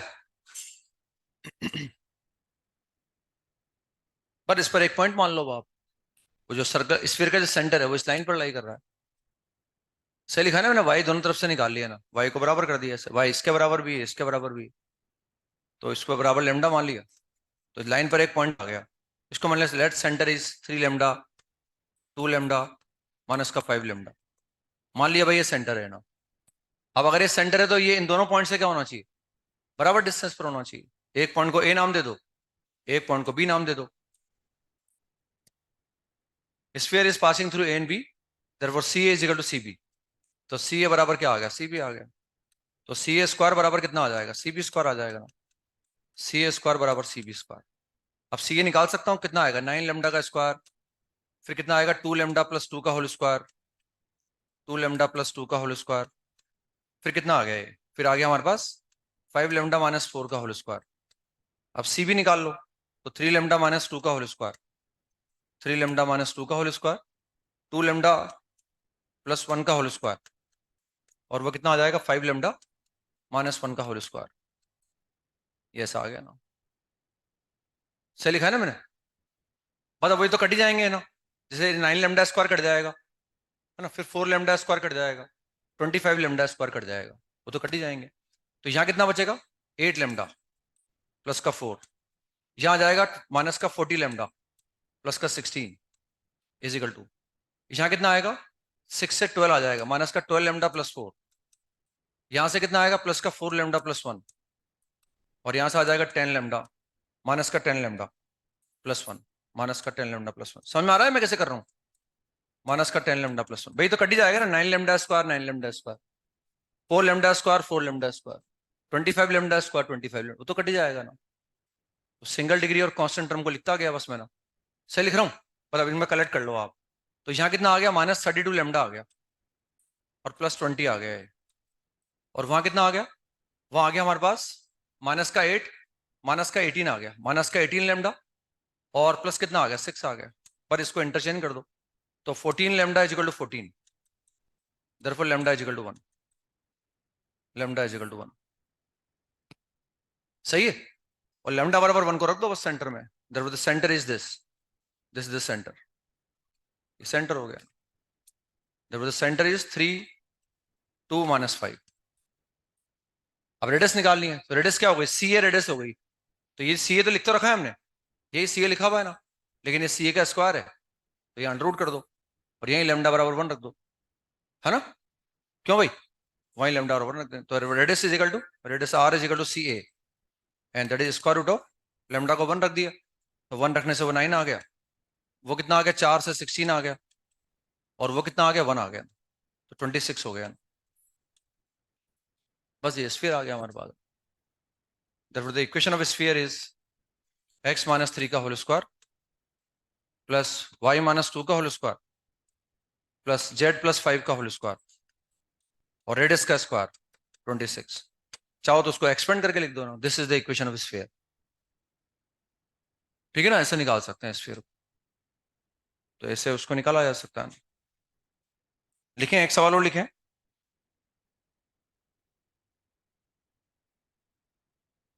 Find the radius and the centre of the circular, find the radius and the centre of the circular section, find the radius and the center of the circular section, find the radius and the center of the circular section of the sphere, of the sphere, of the sphere, x square plus y square plus z square is equal to 81, made by the plane, made by the plane 3x plus 2y minus z minus का 7 root 14 बराबर 0। Find the radius and center of the circular section of the sphere made by the plane, made by the plane। मैं समझा देता हूं, घर से करके लाना आप, है ना। सर्कुलर सेक्शन का मतलब ये जो स्फीयर हम समझ रहे हैं ना, जैसे मैं कैसे बताऊं आपको, कैसे फील करवाएं। जैसे एप्पल है मान लो, है ना, ये मान लो पूरा एकदम स्फीयर है, पर अब वो हम नाइफ से कट कर रहे हैं उसको, ब्लेड से, तो बेसिकली वो स्फीयर है एक तरह का। और अगर मैं यूं कट कर रहा हूँ उसको, तो कट करने पर हम कट ऐसे करेंगे कि सर्कुलर सेक्शन बने। तो जब मैं यूं कट करूंगा ना, कट करने के बाद जो ऊपर वाला हिस्सा बाहर निकाल लो, तो सर्कल नजर आएगा वो ऊपर से, है ना। तो उस सर्कुलर सेक्शन का मुझे सेंटर निकालना है और रेडियस निकालना है। भाई अगर हम स्फीयर को प्लेन से ऐसे हॉरिजॉन्टली कट करते रहे ना, यूं कट नहीं करना। स्फीयर बॉल, जैसे मान लो बॉल है, आप बॉल समझ लो, आप बॉल बिल्कुल स्फीयर ही है हमारे पास। अब उसको एक तो यूं जबरदस्ती ऐसे कैसे कट कर दें, तो उससे सर्कल बनेगा नहीं है ना। उसको ऐसे कट कर रहे हैं हॉरिजॉन्टली, ऐसे मतलब प्लेन जब चलेगा तो ग्राउंड रखा हुआ है वो, हमारी जो ब्लेड चल रही है वो ग्राउंड के पैरेलल चल रही है, ऐसे ऐसे स्लाइस करते जा रहे हैं उसके अंदर। तो वो जो सेक्शन दिखेंगे वो सर्कल ही तो दिखेंगे, अलग अलग रेडियस के सर्कल दिखेंगे वो, है ना। और अगर मैं एकदम डायमीटर से पास कराऊंगा बिल्कुल, तो फिर वो क्या होगा, उसका रेडियस वही होगा जो स्फीयर का था, है ना। लेकिन वो अलग अलग रेडियस के सर्कल मिलेंगे अपने को। तो बेसिकली डायग्राम उसका ऐसा है, ये डायग्राम ऐसा अपने फील कर सकते हैं कि हमारे पास स्फीयर बना दिया हमने, ये स्फीयर हमारे पास है, और ये ऐसे मैंने प्लेन बना दिया, ये ऐसे को प्लेन बना दिया, इस तरह से कट कर दिया उसको हमने। तो ये जो बनेगा ना, ये ऐसे बनेगा, इस सर्कुलर सेक्शन हमारे पास ऐसा बनेगा, ये इस तरह से सर्कुलर सेक्शन बनेगा, ये ऐसे दिखेगा हमारे को, ये ऐसे दिखेगा। थोड़ा ऊपर ले जाऊंगा तो थोड़ा छोटा सर्कल बनेगा, और ऊपर ले जाऊंगा और छोटा बनेगा ना, नीचे ले जाऊंगा तो और बड़ा बनता जाएगा ना। ये सर्कुलर सेक्शन हो गया इस स्फीयर का, that is made by this plane. समझ रहे हैं। अब हमें क्या है, इसका सेंटर निकालना है। एक तो हमें इस स्फीयर का सेंटर पता है, क्या है, ओरिजिन है। और इस स्फीयर का रेडियस पता है हमें। रेडियस का मतलब क्या है, स्फीयर के सेंटर को उसके सरकमफ्रेंस पर लाई करने वाले किसी भी पॉइंट से मिला दो। देखो ये पॉइंट क्या है, ये पॉइंट ये स्फीयर पर ही होगा। तो अगर मैं इसको इससे मिला दूंगा, तो दिस इज इक्वल टू 9। हमें इस सर्कुलर सेक्टर का एक तो सेंटर निकालना है, और एक उसका रेडियस निकालना है। तो ये इस सर्कुलर सेक्टर का रेडियस हो जाएगा। तो बस बिल्कुल आसान है। स्फीयर के सेंटर से प्लेन का क्या निकाल लो, फुट ऑफ द परपेंडिकुलर, और एक बार लेंथ ऑफ परपेंडिकुलर निकाल लो। निकल गया ना, ये फुट ऑफ द परपेंडिकुलर जो आएगा, उस स्फीयर के सेंटर से इसका आ गया फुट ऑफ द परपेंडिकुलर। ये निकालना आता ही, मैं प्लेन का इक्वेशन पता है, ये पता है हमें, फुट ऑफ द परपेंडिकुलर निकाल लेंगे, और एक लेंथ ऑफ परपेंडिकुलर भी निकाल लेंगे। बस उसके बाद पाइथागोरस थ्योरम लगा देंगे तो रेडियस आ जाएगा। कर लेंगे, है ना, फुट ऑफ द परपेंडिकुलर और पाइथागोरस थ्योरम लगा के रेडियस निकाल लेंगे ना। तो फिर इसमें आ जाता है हमारे पास जो सेंटर जो आएगा, दैट विल बी, जो फुट ऑफ द परपेंडिकुलर आएगा, that will be 3 into square root of 7/2, comma, ये मुझे विजिबल नहीं है इसमें ना, निकाल के देख लेना आप, है ना। एक शायद जेड आएगा माइनस स्क्वायर रूट ऑफ 7/2, ये ऐसा आ जाएगा। वाई कोऑर्डिनेट मुझे दिख नहीं रहा, कितना, 2 into √7/2, 2 into square root of 7/2, and that is radius is √32। इसका रेडियस आ जाएगा √32 आ जाएगा ना, ये इसका रेडियस आ जाता है ना। आगे समझ में। तो ऐसे ये सवाल पूछ सकते हैं, अगर आ जाए, मान लो कभी जरूरत पड़ जाए, कॉम्प्रेंशन में आ जाए, किसी भी आ जाए, मतलब जो अपने सामने था वो पढ़ लिया अपन ने ना, ज्यादा ही पढ़ा है, अपन ने कम कुछ नहीं पढ़ा, है ना। तो this is all about vector in 3D। मेरे हिसाब से तो अच्छा चैप्टर होता है ये ना, इसमें समझ में आ जाता है। थोड़ा कोशिश जरूर करनी पड़ती है, थोड़ा लिखने में ज्यादा पड़ता है अपने को, लेकिन ये आसान चैप्टर होता है हमारे नजर से ना। इसमें नंबर ला सकते हैं अपन चाहें तो, ये है इसमें बात। ना अब आते हैं लास्ट चैप्टर पर अपन, that is complex number. Complex number, तो ये हमारे डीबीबी आती है 11th क्लास में, A9 या A10। उसमें काफी कुछ कॉम्प्लेक्स नंबर होता है ना। बेसिकली वो तो स्टेट दिया जाता है क्योंकि क्वाड्रेटिक शुरू करने वाला होते हैं उसके बाद अपन, तो वहाँ एक कॉन्जुगेट वर्ड आता है, रूट्स आर कॉन्जुगेट पेयर। तो बेसिकली वो सिर्फ कॉन्जुगेट वर्ड को सिखाने के लिए वो बताया जाता है।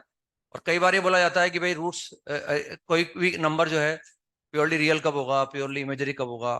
उस डीपीपी के अंदर उन दो कॉम्प्लेक्स नंबर को ऐड करना भी सिखाया जाता है आपको, सब्ट्रैक्ट करना भी सिखाया जाता है, उनको मल्टीप्लाई करना भी सिखाया जाता है, इनफैक्ट उनको डिवाइड करना भी सिखाते हैं बनाना। तो काफी कुछ है उस डीपीपी के अंदर अगर ढंग से देखा जाए उसको। तो डेफिनेशन से स्टार्ट करते हैं बनाना।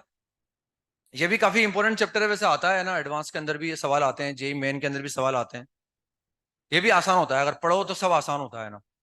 पढ़ने का मतलब जो टीचर पढ़ा रहा है उसके बाद ध्यान से सुनो, थोड़ा सा कम ज्यादा लगता हो, घर जाके उसको तुरंत देखो। मेरा मानना ये है, मैं भी जीवन भर ऐसे ही पढ़ा हूं। पहले कंसेप्ट समझना जरूरी है, कि अगर कंसेप्ट समझ में आ गया तो फिर मैं सवाल अपने आप कर पाऊंगा ना। क्योंकि अगर मैं कंसेप्ट के पीछे भागूंगा तब तो मुझे दिक्कत नहीं आएगी, सवाल के पीछे भागूंगा तो फिर दिक्कत ही दिक्कत है। ठीक है, उस कंसेप्ट की प्रैक्टिस सवाल करने से होती है। वो कंसेप्ट बार बार मेरे माइंड में आएगा, वो सवाल करने से प्रैक्टिस होगी, लेकिन वो मेरे बात समझ में आ जानी चाहिए, भाई ये प्लेन होता है, लाइन प्लेन के नॉर्मल होने पैरेलल होने का मतलब ये होता है, दो लाइन परपेंडिकुलर हैं, angle between line and plane का मतलब क्या होता है, दो प्लेन के बीच में एंगल का मतलब क्या होता है। इन चीजों में क्लियरिटी रहे हमारे ना। स्केलर ट्रिपल प्रोडक्ट क्या होता है, उसमें दो वेक्टर सेम होते हैं तब क्या होता है, बॉक्स एबीसी के होल स्क्वायर का यूज मैं तब करूंगा, सारे बेसिक फॉर्मूले मुझे बताऊं, तब जाके फिर सवाल करो आप। और वो तो सवाल करना ही अल्टीमेट सच्चाई तो वही होती है, क्योंकि उसी से कैलकुलेशन प्रैक्टिस होती है और हमें फाइनल आंसर तक पहुंचना होता है। लेकिन बेसिक स्ट्रॉन्ग अच्छे रहने, बेसिक कंसेप्ट हमारा स्ट्रॉन्ग रहना चाहिए ना। उससे फायदा ये होता है, आसान सवाल कभी छूटेगा नहीं हमसे। और हमें आसान ही करने होते हैं देखा जाए तो ना। आसान आसान भी कर लें तो 40% तो वैसे ला सकते हैं अपन। अगर बिल्कुल अपन आसान पे कंसंट्रेट करें तो 40% नंबर तो ला सकते हैं अपन जे एडवांस के अंदर भी है ना। लेकिन वो आसान लपकना पड़ेगा अपने को ना। और अच्छा है भाई, किसी बच्चे को कम भी आता हो ना तो अच्छा है, बल्कि वो बेसिक बेसिक भी अगर किसी बच्चे को आता होगा तो 40% तो छांट लेगा वो किसी भी करके। जिसको स्कोर ज्यादा करना हो उसको टेंशन है। जिसको अगर मान लो एवरेज भी बच्चा है और उसके बेसिक कंसेप्ट सारे क्लियर हैं तो वो तो छांट लेगा 40, तो कैसे भी करके 40 छांट लेगा, 35 छांट लेगा, हो जाएगा वो तो पार। लेकिन वो ज्यादा करने के चक्कर में अपन बहुत कुछ खो देते हैं कई बार है ना। तो हमें ये देखना चाहिए, हमें पहले कम से कम लाने की कोशिश करनी चाहिए, भाई कम से कम मैं लेके आ जाऊं। अब इतना कर लिया मैंने, अब धीरे धीरे आगे बढ़ो आप। नेगेटिव कम से कम हो, कोशिश करते रहे अपन। 2 साल की प्रैक्टिस पर्याप्त रहती है, ऐसी बात नहीं है ना। और प्रैक्टिस तो फिर जीवन भर करते रहो तो भी कम होती है ना। नहीं, लर्निंग लर्निंग बढ़ती रहती है। लर्निंग बढ़, लेकिन वो नंबर लाने का जो तरीका है वो आ जाता है आपको 2 साल में। लर्निंग हो सकता है कभी कोई चीज समझ में नहीं आई लेकिन रट ली मैंने वो चीज, नंबर आ गए मेरे। कई बार ऐसा भी होता है ना, रटना ही पड़ता है वो। अपन ये इंतजार नहीं कर सकते कि ये मेरे समझ में आएगा तभी सवाल करूंगा मैं इसका। वो इंतजार नहीं कर सकते अपन है ना। रट लो भाई, ऐसा होता है। भले वो क्लियर नहीं हुआ लेकिन रट लो उसको ना, for the time being. Teacher थोड़ी ये पढ़ाना है समझाना है आपको, कैसे आएगा वो ना। तो सवाल करके आने हैं अपने को वहां, और क्या आना। तो इसमें आ गए अपन, डेफिनेशन से स्टार्ट करते हैं। The numbers which can be express, the numbers which can be expressed in the form of x plus iota y, the numbers which can be expressed in the form of x plus iota y, where x comma y belongs to R and iota is equal to square root of -1,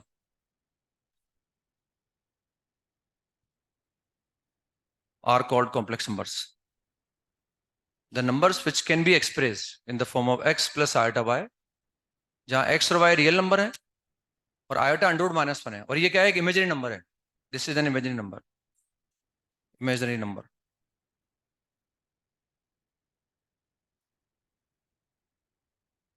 तो coma लगा दिया ना, are called complex numbers.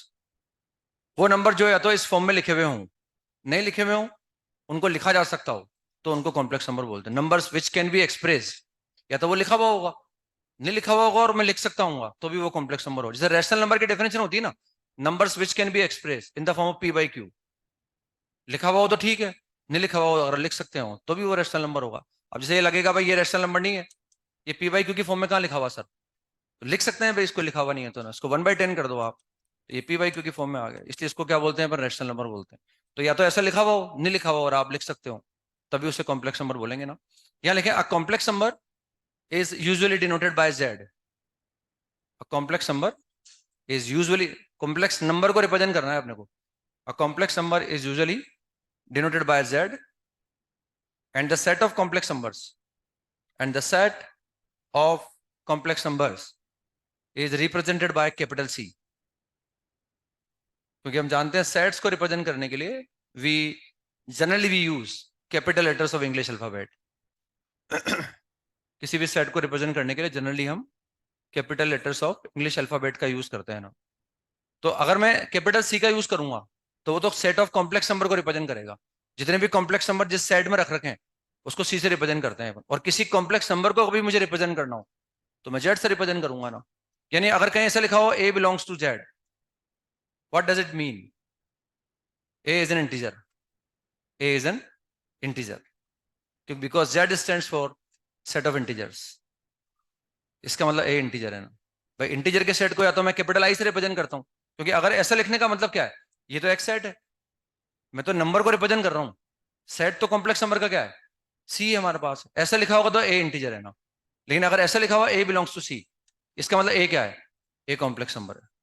मतलब या तो वो ऐसे लिखा हुआ है, नहीं लिखा हुआ तो उसको लिख सकते हैं ऐसे ना, ये कॉम्प्लेक्स नंबर का मतलब हो गया। जैसे for example z is equal to 2, क्या ये कॉम्प्लेक्स नंबर है? वो एफ एम पढ़ते हैं ना अपन, एफ एम वन जब डिस्कस करते हैं, उसमें एक सवाल आता है लॉग की इक्वेशन का, उसमें रूट होते हैं, रूट्स आर कॉम्प्लेक्स। तो हम जानते हैं every real number is a complex number, तो फिर इसलिए वो करेक्ट होता है ना, रूट सारे उसके रियल आते हैं, उसमें फिर एक ऑप्शन होता है कि रूट्स आर कॉम्प्लेक्स। तो फिर वहां हम समझाते हैं फिर आपको, भाई every real number is also complex number. तो क्या ये कॉम्प्लेक्स नंबर है? यस, क्योंकि ये लिखा हुआ नहीं है, लेकिन मैं लिख सकता हूँ उसको ना, इसको मैंने ऐसे लिख दिया, एक्स प्लस आयोटा वाई। क्या ये रियल नंबर है? क्या ये रियल नंबर है? पर वो इसको फॉर्म में लिख दिया ना, इसका मतलब ये कॉम्प्लेक्स नंबर है ना। अगर मैं इसकी बात करूं, z is equal to minus का 1/√2, क्या ये भी एक कॉम्प्लेक्स नंबर है? यस, ये भी एक कॉम्प्लेक्स नंबर है। वो 12th के बच्चे हैं शायद, ये भी ना, ये 11th के हैं शायद, तो ना 11th के मेरे हिसाब से। वो अभी क्या है, वो असर नहीं है, वो आपकी स्थिति में आएंगे ना तो वो डाउन हो जाएंगे, फिर वो मुंह से बोल फूटना बंद हो जाता है। अभी तो दिवाली वाली भी आ रही है ना, तो पूरा जोश से घर जाएंगे, ऐसा कर देंगे, वो कर देंगे, बहुत पढ़ लेंगे, सवाल कर लेंगे, पूरा रिवीजन कर डालेंगे। अब तक सर, है ना, सब ले जाऊंगा सर घर पे मैं, सब पढ़ दूंगा सर मैं। फिर वहां से चलेगा तो ऐसे चलेगा बिल्कुल एकदम, पढ़ ही नहीं पाता कुछ भी, है ना। तो आप तो उस दौर से गुजर चुके, इसलिए आपको गुस्सा आ रहा है उनके ऊपर, और वो मजा कर रहे हैं, जिंदगी जीने का समय है उनके ना। तो ये स्टेजेस का क्या है, ये स्टेजेस का डिफरेंस होता है एक्चुअली, स्टेजेस का डिफरेंस होता है।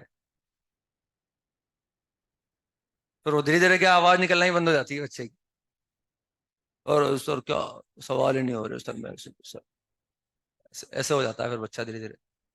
और हम तो उसको क्या है, right from the first day motivated रखने की कोशिश करते हैं ना। हम खुद मोटिवेटेड रहते हैं, आप देखो हमारी बॉडी लैंग्वेज इतने सालों से एक जैसी है ना, कोई फर्क नहीं आता है इसमें ना, क्योंकि बिकॉज हम खुद मोटिवेटेड हैं, हम खुद आज भी इंटरेस्ट से पढ़ाते हैं, इसलिए तो बॉडी लैंग्वेज ऐसी रहती है। कभी लगता ही नहीं होगा, कभी लगा ही नहीं होगा आपको इनका आज पढ़ाने का मूड नहीं है, या आज इन्होंने कम अच्छा पढ़ाया, आज एनर्जी से नहीं पढ़ाया, आज एनर्जी से नहीं पढ़ाया, ऐसा कभी लगा ही नहीं होगा शायद आपको, मेरे हिसाब से। लगा कभी आपको ऐसा? ऐसा कभी लगता ही नहीं है ना। और ये बहुत मुश्किल होता है, आसान नहीं होता है, ये बहुत मुश्किल होता है, ये इम्पॉसिबल होता है किसी आदमी के लिए जो आप लगातार एनर्जी बरकरार रखे अपनी। उसके लिए हमें बहुत एफर्ट करने पड़ते हैं। और वो जब आप परफॉर्मेंस करोगे ना ऐसे, एक तरह से रोज हमारा प्रेजेंटेशन होता है यहाँ खड़े होकर आपके सामने, रोज प्रेजेंट करते हैं हम, और प्रेजेंटेशन देना बहुत मुश्किल होता है। जब आपको कभी प्रेजेंटेशन देना होगा तब हमारी याद आएगी आपको, अरे यार सर कैसे एनर्जी दिया करते थे यार, तब वो आपको अच्छा लगेगा हमारा काम। तो ये अगेन ये एक कॉम्प्लेक्स नंबर है ना, क्योंकि इसको भी हम, ये लिखा हुआ नहीं है लेकिन इसको ऐसे लिख सकते हैं, अगेन दिस इज, यानी अब इससे क्या बोल सकते हैं कि every real number is a complex number, ऐसा लिख सकते हैं, every real number is a complex number, every real number is a complex number, every real number is a complex number. अब यहां देखें, z is equal to square root of -4, जैसे ये लिखा हुआ है, हम जानते हैं रियल नंबर नहीं हो सकता। जैसे आप 11th क्लास में आते हैं तो पहले लेक्चर से चिल्लाने लगते हैं हम कि square root of any non negative real number will always be non negative.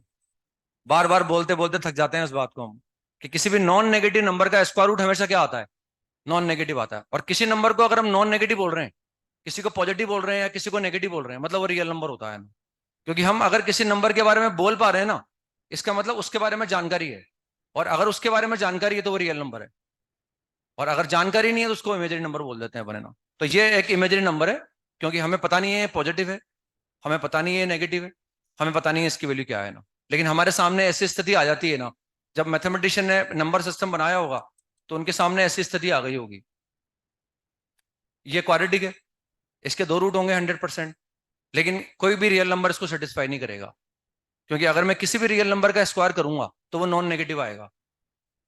अगर मैं यहाँ एक्स की जगह किसी भी रियल नंबर को रखूं और उसका स्क्वायर करूं तो या तो वो जीरो आएगा या वो पॉजिटिव आएगा। तो फिर यहाँ आने के बाद लगा होगा मैथमेटिशियन को, भाई हमें रियल नंबर के अलावा भी नंबर्स डिफाइन करने पड़ेंगे, क्योंकि ये क्वाड्रेटिक है, इसके एग्जैक्टली दो रूट होंगे लेकिन कोई रियल रूट इसका नहीं होगा। फिर उनको डिफाइन करना पड़ा होगा, भाई ये इमेजरी नंबर हो गया हमारे पास है। अब यहाँ से रूट कैसे निकालेंगे, एक्स इजिकल टू दो रूट आने वाले हैं plus minus square root of -4, ऐसा निकाल लेंगे। इसको हम ऐसा लिख सकते हैं बिना, इसको हमने ऐसा लिख लिया plus minus square root of 4 into -1, इसको ऐसा लिख लिया हमने।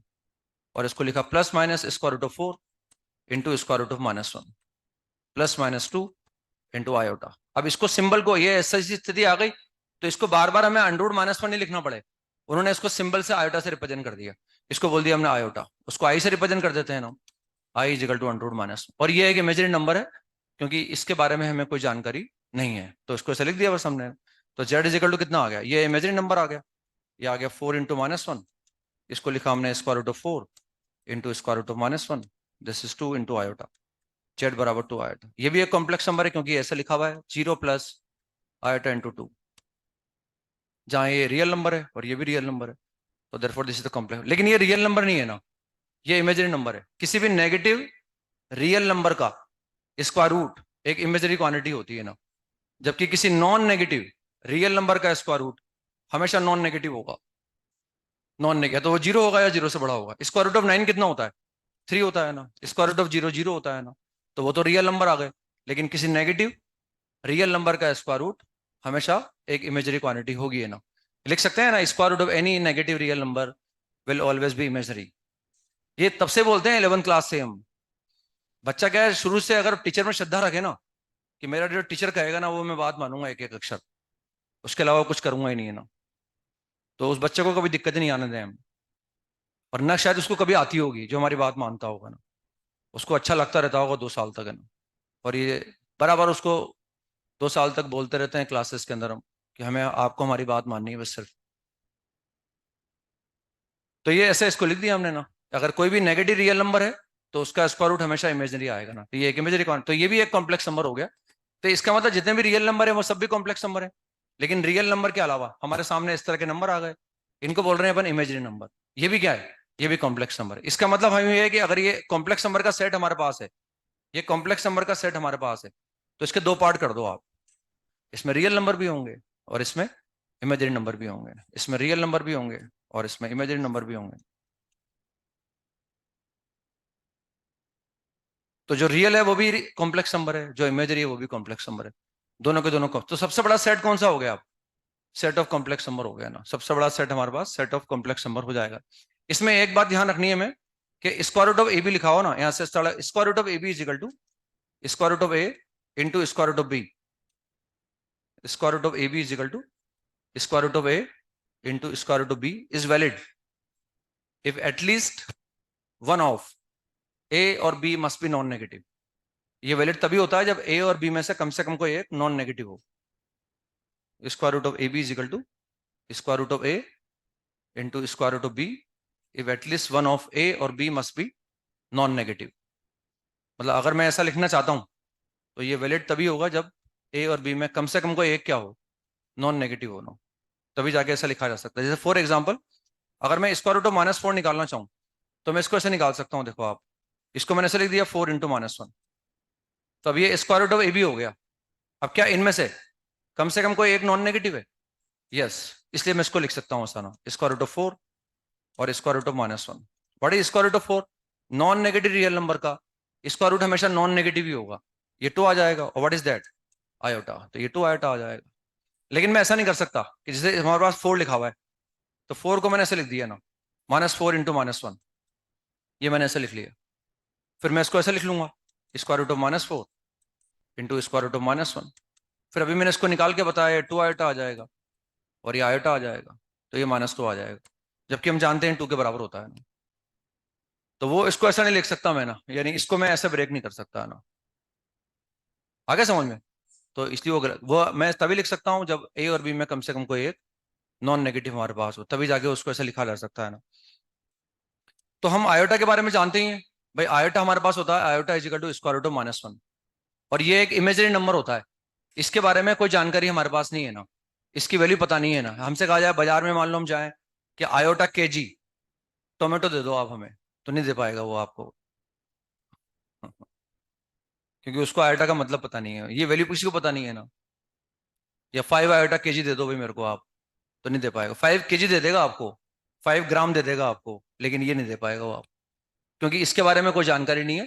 इसीलिए इन नंबर्स को क्या बोलते हैं अपन, इमेजिनरी नंबर बोलते हैं। इसलिए इन नंबर को, भाई हमारे सामने तो आ गए, लेकिन अब इनके बारे में पता नहीं है हमें क्या होते हैं, इसलिए इनको इमेजिनरी नंबर बोला गया है ना। तो अब what is iota square, what is iota square, iota square is -1। What is iota cube, minus का iota. What is iota raised to power 4, 1। Iota raised to power 4 is equal to 1। और iota raised to power, iota तो हो ही गया हमारे पास, iota तो under root -1 होता ही है ना, आयोटा तो आयोटा हो ही गया ना। यानी अब आयोटा पर पावर जब भी 4 से बड़ी हो ना, तो उसका ऐसा यूज कर लो, यानी ऐसा लिख दो आयोटा रेस्ट टू पावर, ऐसे 1 अपॉन आयोटा भी लिख दो आप चाहो तो, यहाँ 1 upon iota is equal to minus iota. 1 upon iota को माइनस आयोटा लिख सकते हैं अपने। 1 अपॉन आयोटा को मैंने ऐसे लिख दिया, 1 upon iota is equal to 1 upon iota, iota से ऊपर नीचे मल्टीप्लाई कर दिया, तो ऊपर तो बचा आयोटा। बड़ी आयोटा स्क्वायर, इसको ऐसे लिख दिया minus iota. 1 upon iota is minus iota. अब आयोटा पर पावर जब भी 4 से बड़ी आए ना, उसको ऐसे लिख लो, iota raised to power 4n is equal to 1। Iota raised to power 4n plus 1 is equal to iota. Iota raised to power 4n plus 2 is equal to -1। Iota raised to power 4n plus 3 is equal to minus iota. जब भी लगे कि iota पर power 4 से बड़ी है, उसको इस तरह से लिख लो आप, iota raised to power 4n को मैं 1 लिख दूंगा, और ऐसे करके लिख दूंगा ना, है ना, n बिलोंग्स टू आई। यहाँ पर n बिलोंग्स टू आई है हमारे पास, वैसे करके लिख दिया हमने। ठीक है ना। समझ में आ गया वो कैसे लिखा मैंने, वो 4 को अंदर लेके आ जाओ, इसको लिख सकता हूँ आयोटा की पावर 4 होल पावर n, है ना। फिर आयोटा की पावर 4n को अलग कर दिया मैंने, और आयोटा की पावर 1 को अलग कर दिया, तो आयोटा की पावर 4n तो 1 हो गया, आयोटा की पावर 1 बचा। फिर आयोटा की पावर 4n को अलग कर दिया, आयोटा स्क्वायर बचा, वो -1 आ गया, ऐसे आयोटा क्यूब माइनस आयोटा आ गया। तो ये जब भी आयोटा पर पावर लगे 4 से बड़ी है, तो उसको इस तरह से निकाल सकते हैं हम, जैसे find the value of, find the value of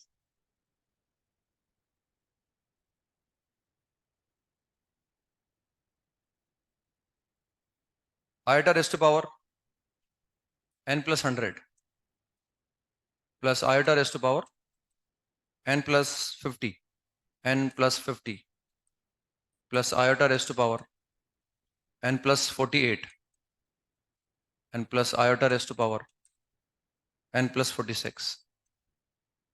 find the value of this, ये वैल्यू मुझे निकालनी है ना।